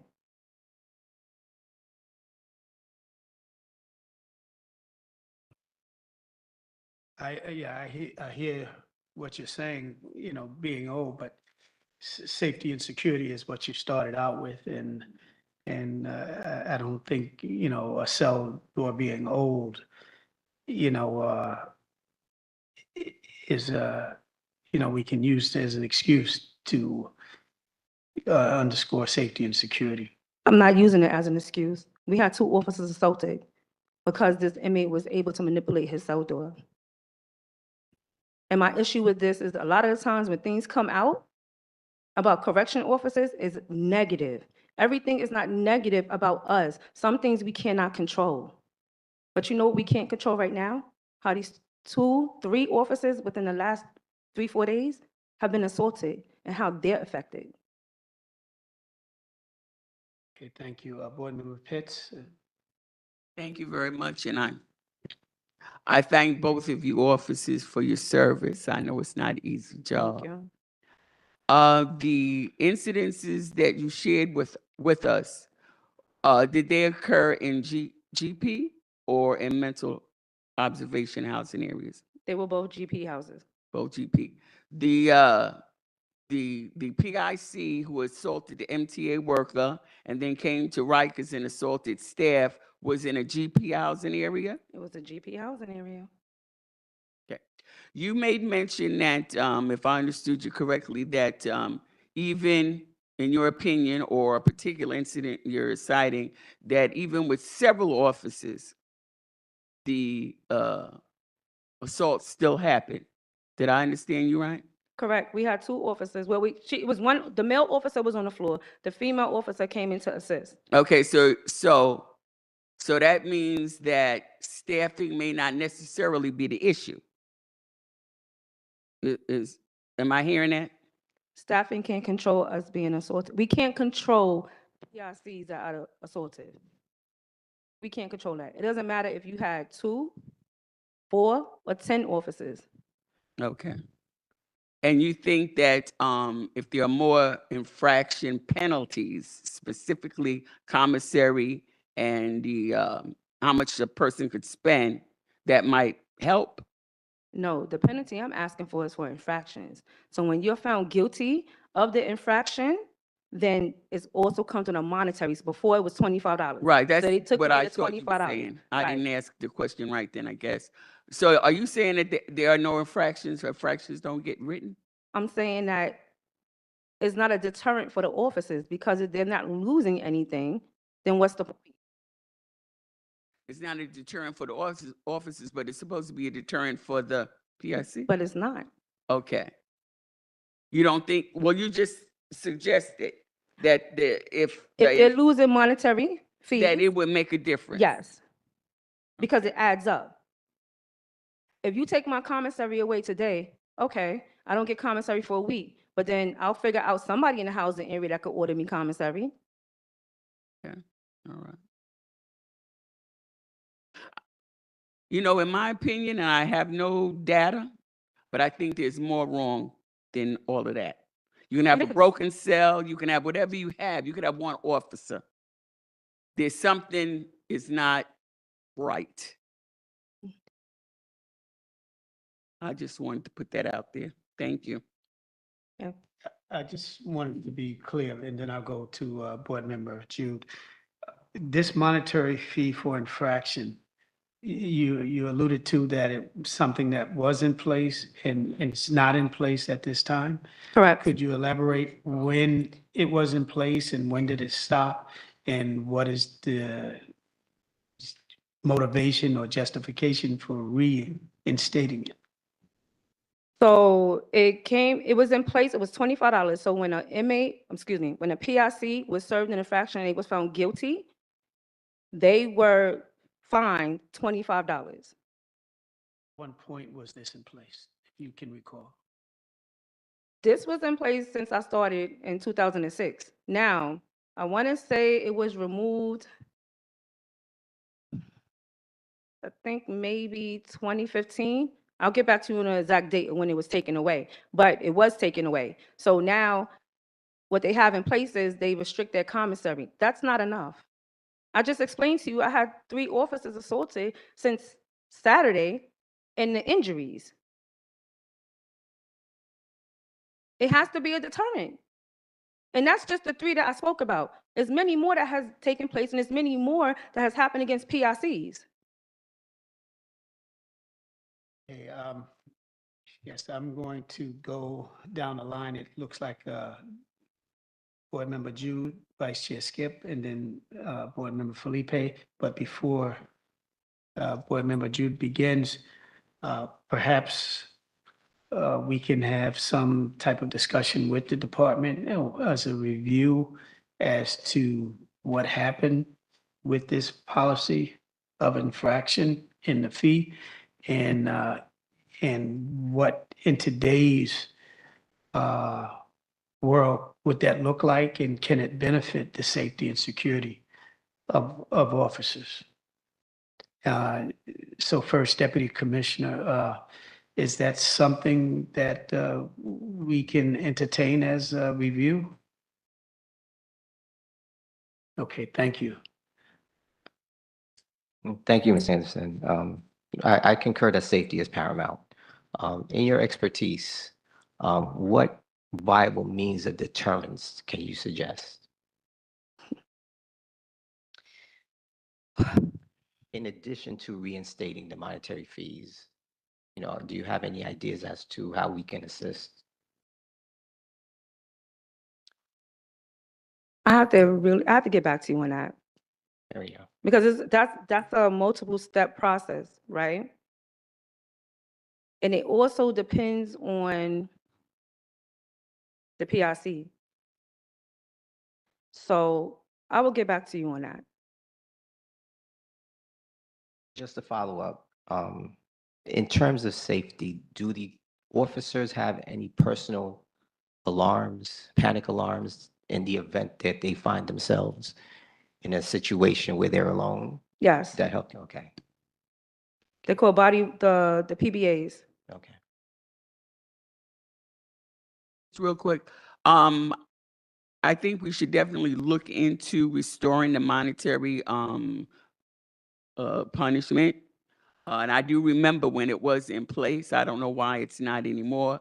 But I think that if the PICs of today are more violent, if they have the propensity for more violence, I question, not to say that we shouldn't put the monetary penalty back, I question whether or not it will make a difference. And I really think we need to really think of that and other ways of making the facilities a little safer. I agree. Thank you, Board Member Pitts. We're going to go to Vice Chair Skip and then Board Member Felipe. Good afternoon. Good afternoon, ma'am. I'm really sitting here trying to like be clear and succinct in what I say. As a former PIC, you do know where I stand. I understand where you stand. But what I want to say is that the further criminalization on top of criminalization, the further punitive on top of punitive, when we're not looking at the whole situation and the root of the problem, how is a PIC locked in a cell that is not lockable? Who does that roll back on? Who is responsible for that? Because when lock-in occurs or anything like that, that cell door is supposed to be checked by an officer. When a count happens, I'm not finished. When a count happens and the officer is touring the floor, they're supposed to be physically pulling on cell doors to make sure that they're locked. Yes, I heard you when you said that the lock was manipulated. Okay, I heard that. But at the end of the day, manipulation or not, a PIC was in an unlocked cell and nobody knew. Ma'am, correction. The cell was locked. He kept pulling on the cell door and it eventually gave way. So, hold on, no. You ain't let me As- finish though. No, but you asked the You didn't let question, me I finish. responded. You asked the But question, you I didn't let me responded. finish. Go ahead, ma'am. I'm just saying, so the cell doors are old. So don't place PICs in these housing areas. Because COs are human. They are. They are not perfect humans. None of us are. None of us are. But there are basic policies and procedures that sometimes are not followed. And if they're not followed, there are some PICs who are going to take advantage of that. Like I get that, and I'm not calling anybody wrong. But to say to impose monetary sanctions when half the people in Rikers Island come in indigent, might not have family support, maybe the little bit of money that grandma can scrape up when grandma's taking care of my kids and sending me a little $20. Why are we trying to take that? I think there's just other ways of looking at this without always coming down on a punitive stance. PICs don't have much anyhow, at all. And yet there's always a move to try to take away the little bit that they have. Yes, there are harms done, there are harms perpetrated, and these harms must be addressed. Well, let's try to like look at some rehabilitative functions. And again, for someone who is locked in a cell and that cell is not locked, whose fault is that? Who is responsible for security, care, custody, and control of that housing unit? It is not the PIC, it is the CO. And that can either read as adequate training, adequate support, adequate staffing. Like somewhere, something went wrong. And yes, it was the PIC, but the PIC couldn't do what the PIC did if something in front of that didn't happen. So what was that in front of that didn't happen? And whose fault was that? The PIC's? So, I don't want to cut you off. You done? No, Oh, I'm finished. okay. I'm finished. So in response to some of the things that you said, I'm gonna say this. As a correction officer for the last 19 years of my life, I worked in AMKC where half of the cell doors didn't work. It had nothing to do with questioning whether we did our job or not. They knew not to come out. Now, we're in the times now when anything goes. They assault us left and right and nothing happens. So yes, I understand your position as a former PIC, but understand our position when my brother and sisters had to go home looking the way they did for doing their job. Not every incident is that the officer didn't do their job. You're missing my point. It wasn't that fact when we had a female officer going into the cell to make sure the PIC was alive and he came out and broke her eye socket. So let's not just narrow it down to, oh, we wasn't doing our job, because that's not what happened. Not every single door that closes locks, and no matter what building you go into. What the issue I have right now, yes, we have PICs that have other issues. We have PICs that have mental issues. We have PICs that have drug issues. But unfortunately, they're all on Rikers Island, regardless of what issue they have.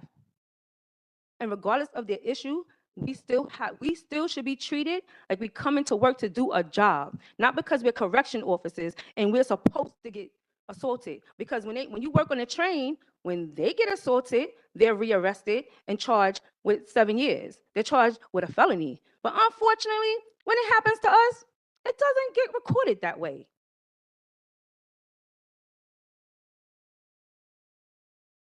And no, the answer is not a monetary fee all the time, but it is a deterrent for the world that we are in. When you jump the train style, what happens? They give you a ticket. So why does it change when they're in jail? Yeah, if I can ask, and excuse my ignorance, in that punishment for assaults, is that a legislative issue with regard to? We're addressing that. That's not what I'm saying. Well, I'm saying deterrent inside the facilities. I understand, and talked about the monetary, but Mhm. when you talked about in a review of the monetary fees and when, and I think the first deputy commissioner is going to review that and report back. But I'm talking about what you just alluded to with respect to assaults on MTA workers. That's a result of legislation, right?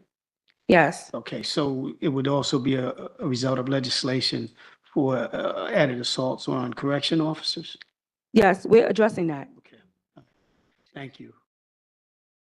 Board Member Felipe? Thank you for your testimony. And thank you for today. And in the past, to always kind of remind us that you're dealing with everyone that no one else wanted to deal with, like mental health and so forth. And I know what you really want is to actually make it safer for the staff and everyone at Rikers. Having said that, and this is really concerning, that out of the 50 states in the nation, there's only 19 prisons that actually are still using fines. That actually has dropped for more than 75% in the last 10 years. You know why? Because the research has shown that actually the fines don't reduce violence and increase the likelihood of recidivism. There's actually a lot of other things that I'm sure you could think about, and we could all think about, that actually deal with restitution and safety. But the facts are kind of clear that actually the only thing you will achieve is actually undermining the ability of those who actually want to do better in society to actually do better.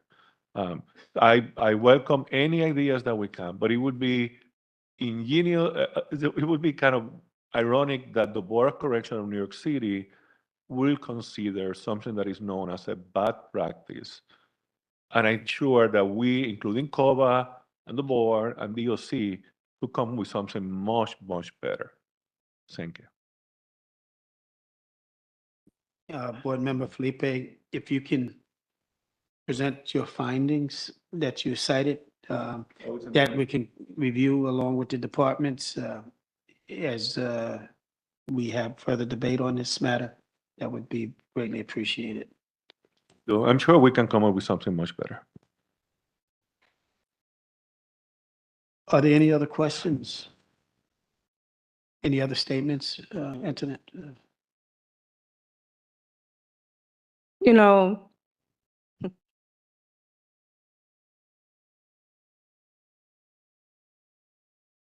it's a little disheartening.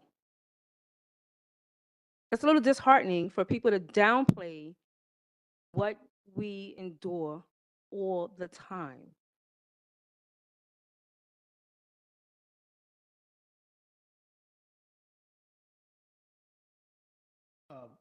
Board Member Pitts, turn on your mic, please, Ms. Pitts.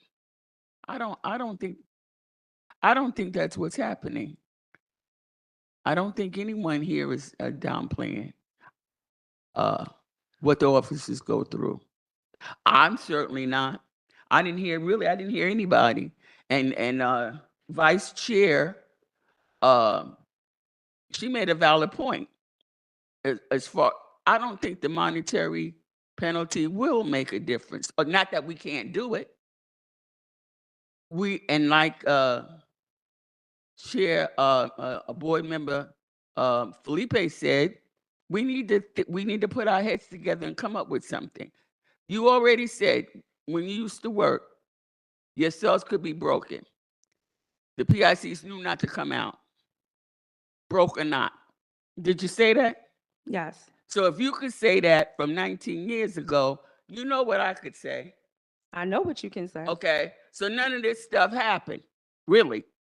But it appears that there is a number of really severe mental health issues. Yes. That we didn't deal with before. Correct.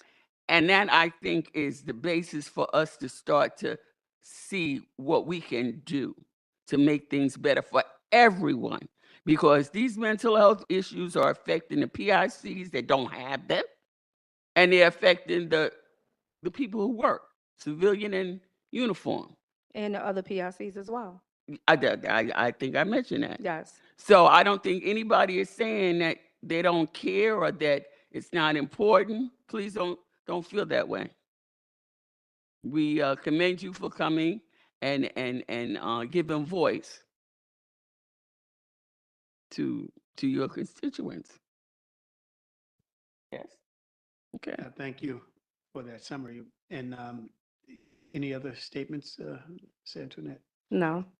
Well, your statements are greatly appreciated by this board, and we do listen, and we wish we could take more action. At least I do, but we do listen.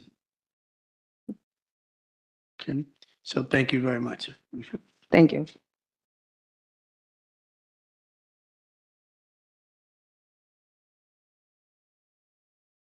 We will now hear comments from the public. Jasmine will call names of those who signed up to speak. The first speaker is Natalie Fiorenzo. followed by Veronica Vela.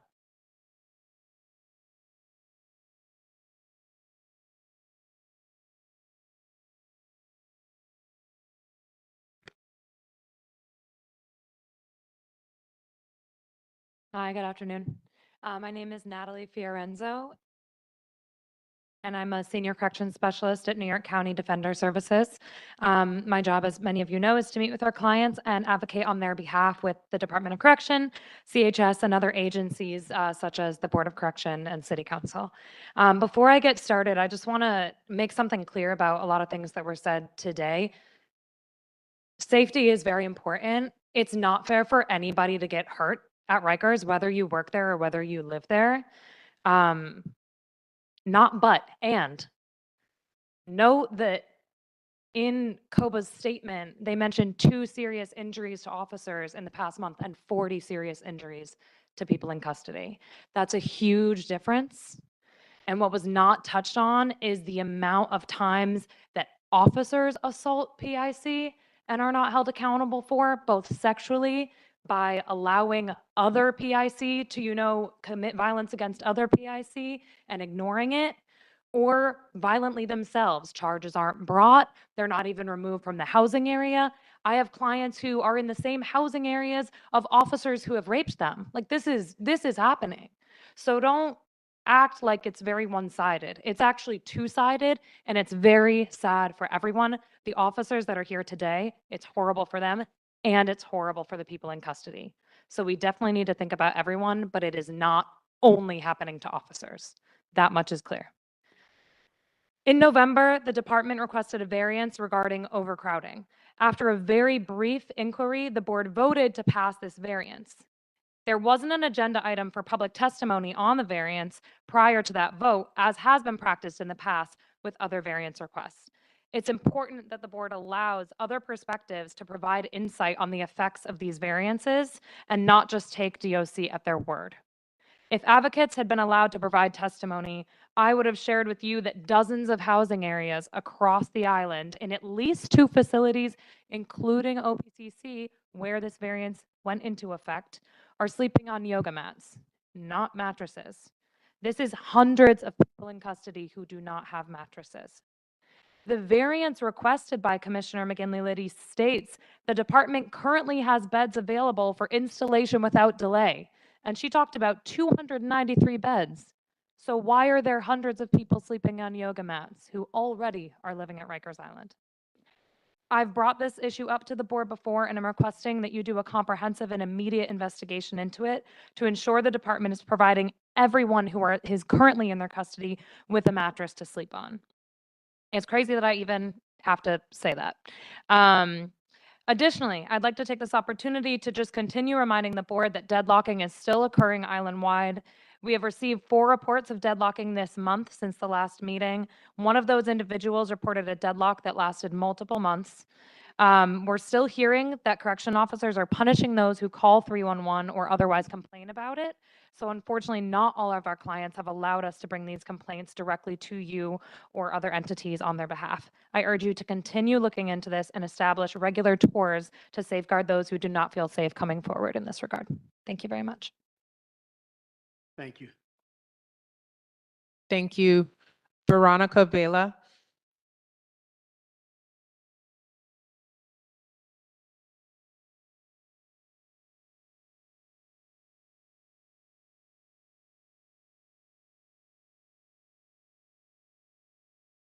Hello, I'm Veronica Vela with the Legal Aid Society's Prisoners' Rights Project.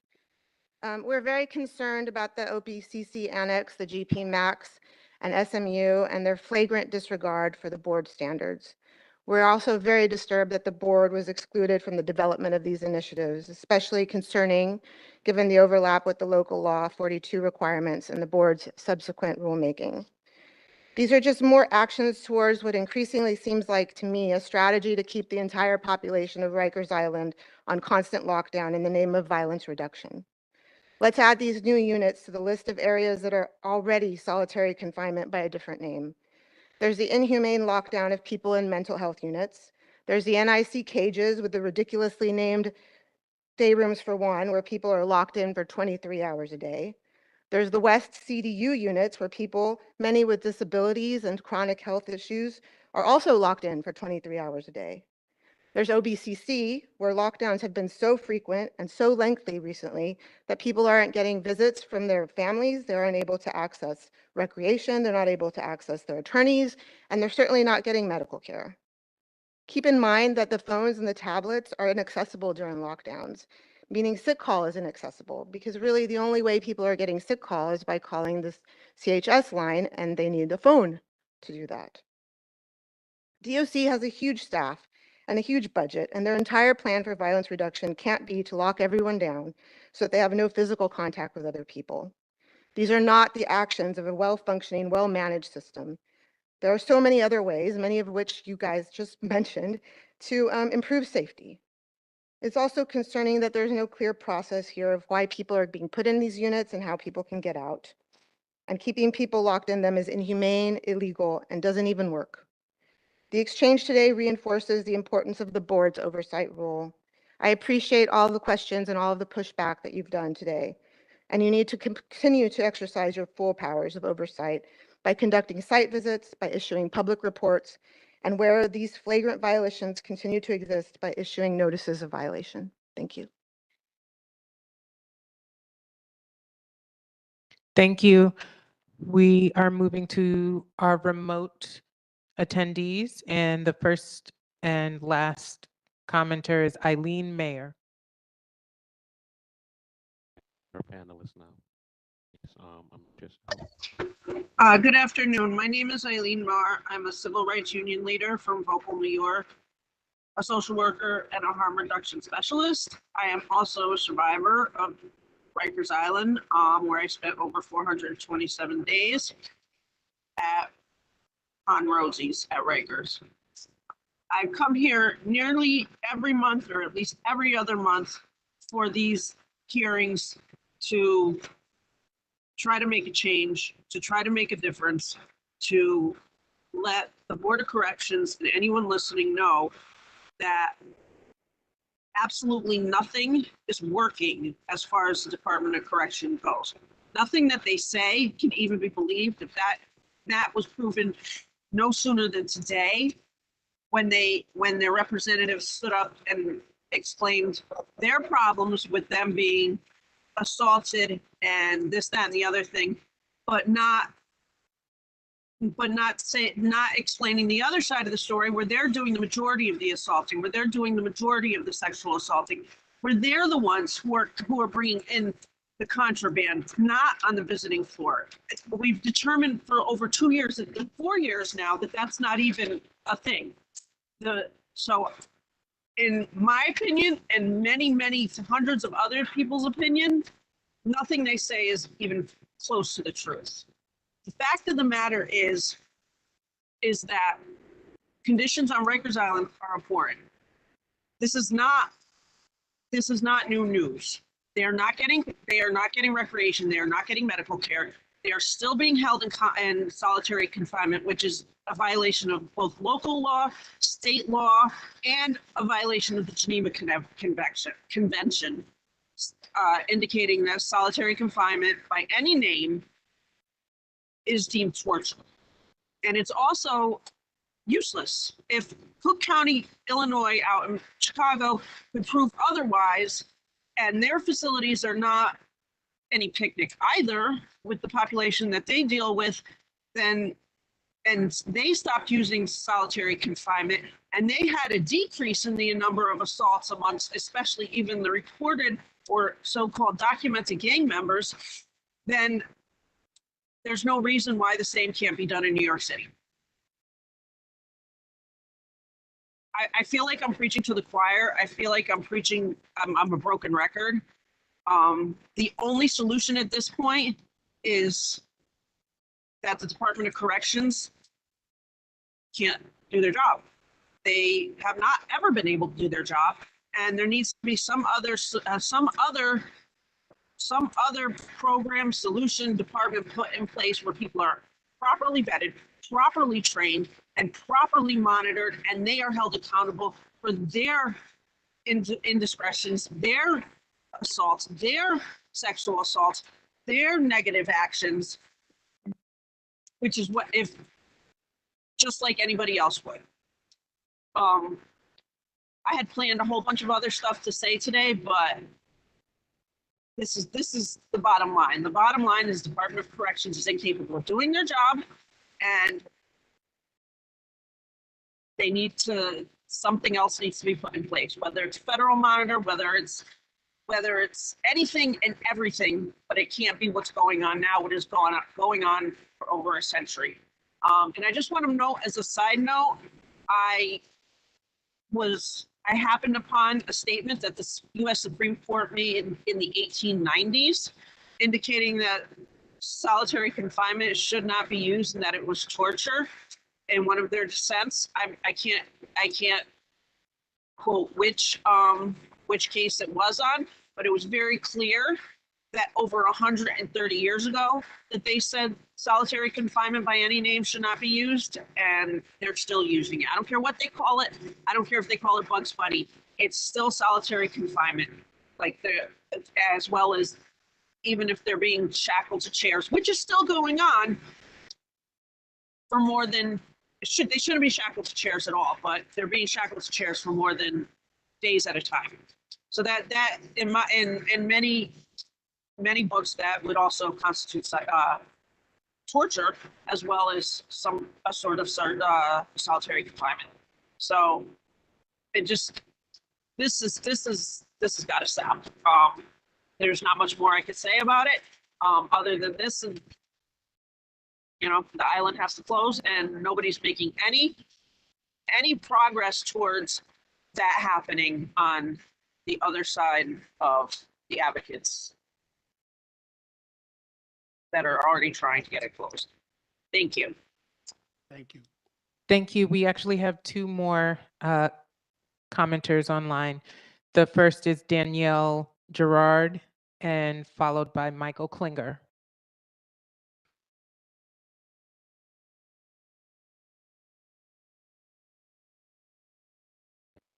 Please unmute yourself. Thank you. Chair, Executive Director, and board members, my name is Danielle Gerard. I'm a senior staff attorney at Children's Rights. We advocate on behalf of young adults on Rikers. In addition to violating the minimum standards, being denied recreation exacerbates the trauma inherent in being incarcerated. The regulation's mandated hour represents an incarcerated person's only access to fresh air and direct sunlight, and one of the very few opportunities for social contact with others held on Rikers, thousands of whom have not been convicted of any crime. As Children's Rights has testified time and again, adequate and quality programming, education, mental health services, and recreation are essential to improving conditions in the city's jails. Consistent access to these would also go a long way toward reducing violence on Rikers and reducing the need for youth to be placed in restrictive housing. Providing recreation, particularly to young adults, the vast majority of whom are housed in RNDC, on a regular and consistent basis should be a priority on Rikers and in the borough-based jails when they open. Although the Nunez Monitor's January 31st report is not on the agenda, it should be. I refer you to my written testimony and the report for more specifics, but suffice it to say that while reviewing Local Law 42, the monitor goes into great detail regarding the dysfunction of the department, stating that current practice has not led to any reduction in serious violence, which occurs with an unacceptable level of frequency. The monitor describes staffing problems stemming from absenteeism and inefficient personnel deployment that render the system incapable of safely supervising persons in custody. The monitor goes on to say that safe supervision is also unrealistic in a system where staff members do not follow and adhere to basic security practices consistently. Staff often respond to tense interpersonal situations with hyper-confrontational behavior, contributing to the use of unnecessary and excessive force. The system remains incapable of adequately coaching and guiding staff to improve skill mastery and to apply timely and proportional staff discipline when warranted. Yet, according to the monitor's assessment of Local Law 42, the department is so dysfunctional that its dysfunction must be allowed to continue. This does not make any sense, and neither does the lack of transparency around the rollout of the OBCC pilot, which appears to be yet another version of punitive segregation by yet another name. Chair Sampson himself does not believe it will lead to a reduction in violence. Thank you for the opportunity to testify today.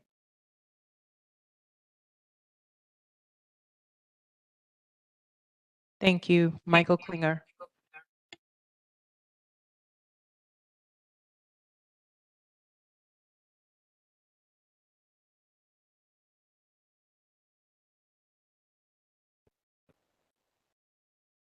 Can you hear me?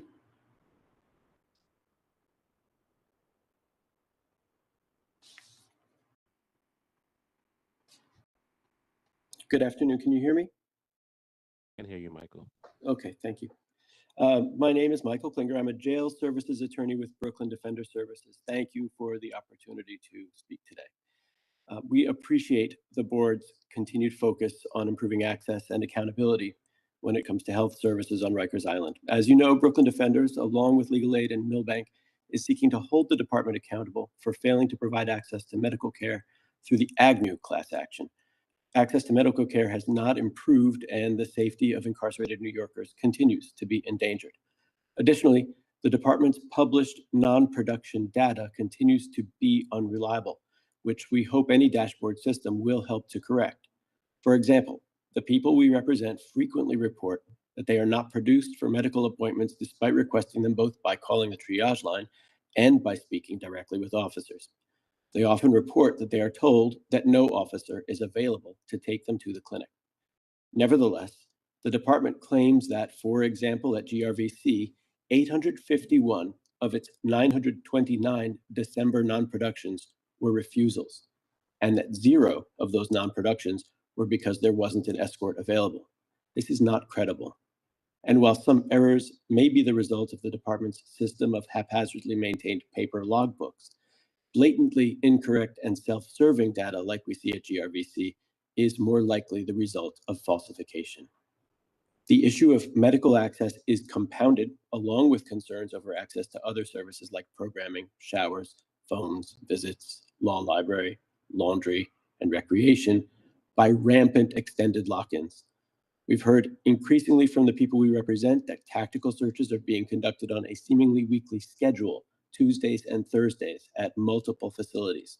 These begin with search teams moving cell to cell to conduct strip searches, then lock-ins that put a halt to all services and include a shutting down of phone access, even on tablets, sometimes for 2 to 3 days at a time. That impedes people's ability to reach out for medical access. It also violates multiple requirements in the board's minimum standards.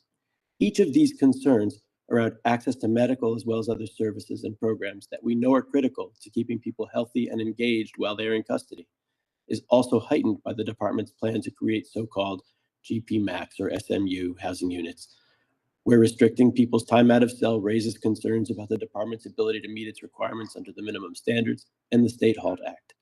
We urge you to investigate the department's reliance on weekly TSOs and extended lock-ins as a violation of the minimum standards and of state law, and we thank you again for your continued focus on monitoring access to medical care and basic access to services as required under the minimum standards. Thanks. Thank you. Thank you. I think that concludes public comments. Just one note, I'd like to thank BOC staff for their diligent supporting, helping board member Judge Crozier and myself get out and review OBCC SMU status. It was a valiant effort with short notice for the team to assist us in gathering information and getting a better understanding as to what may be going on with that unit.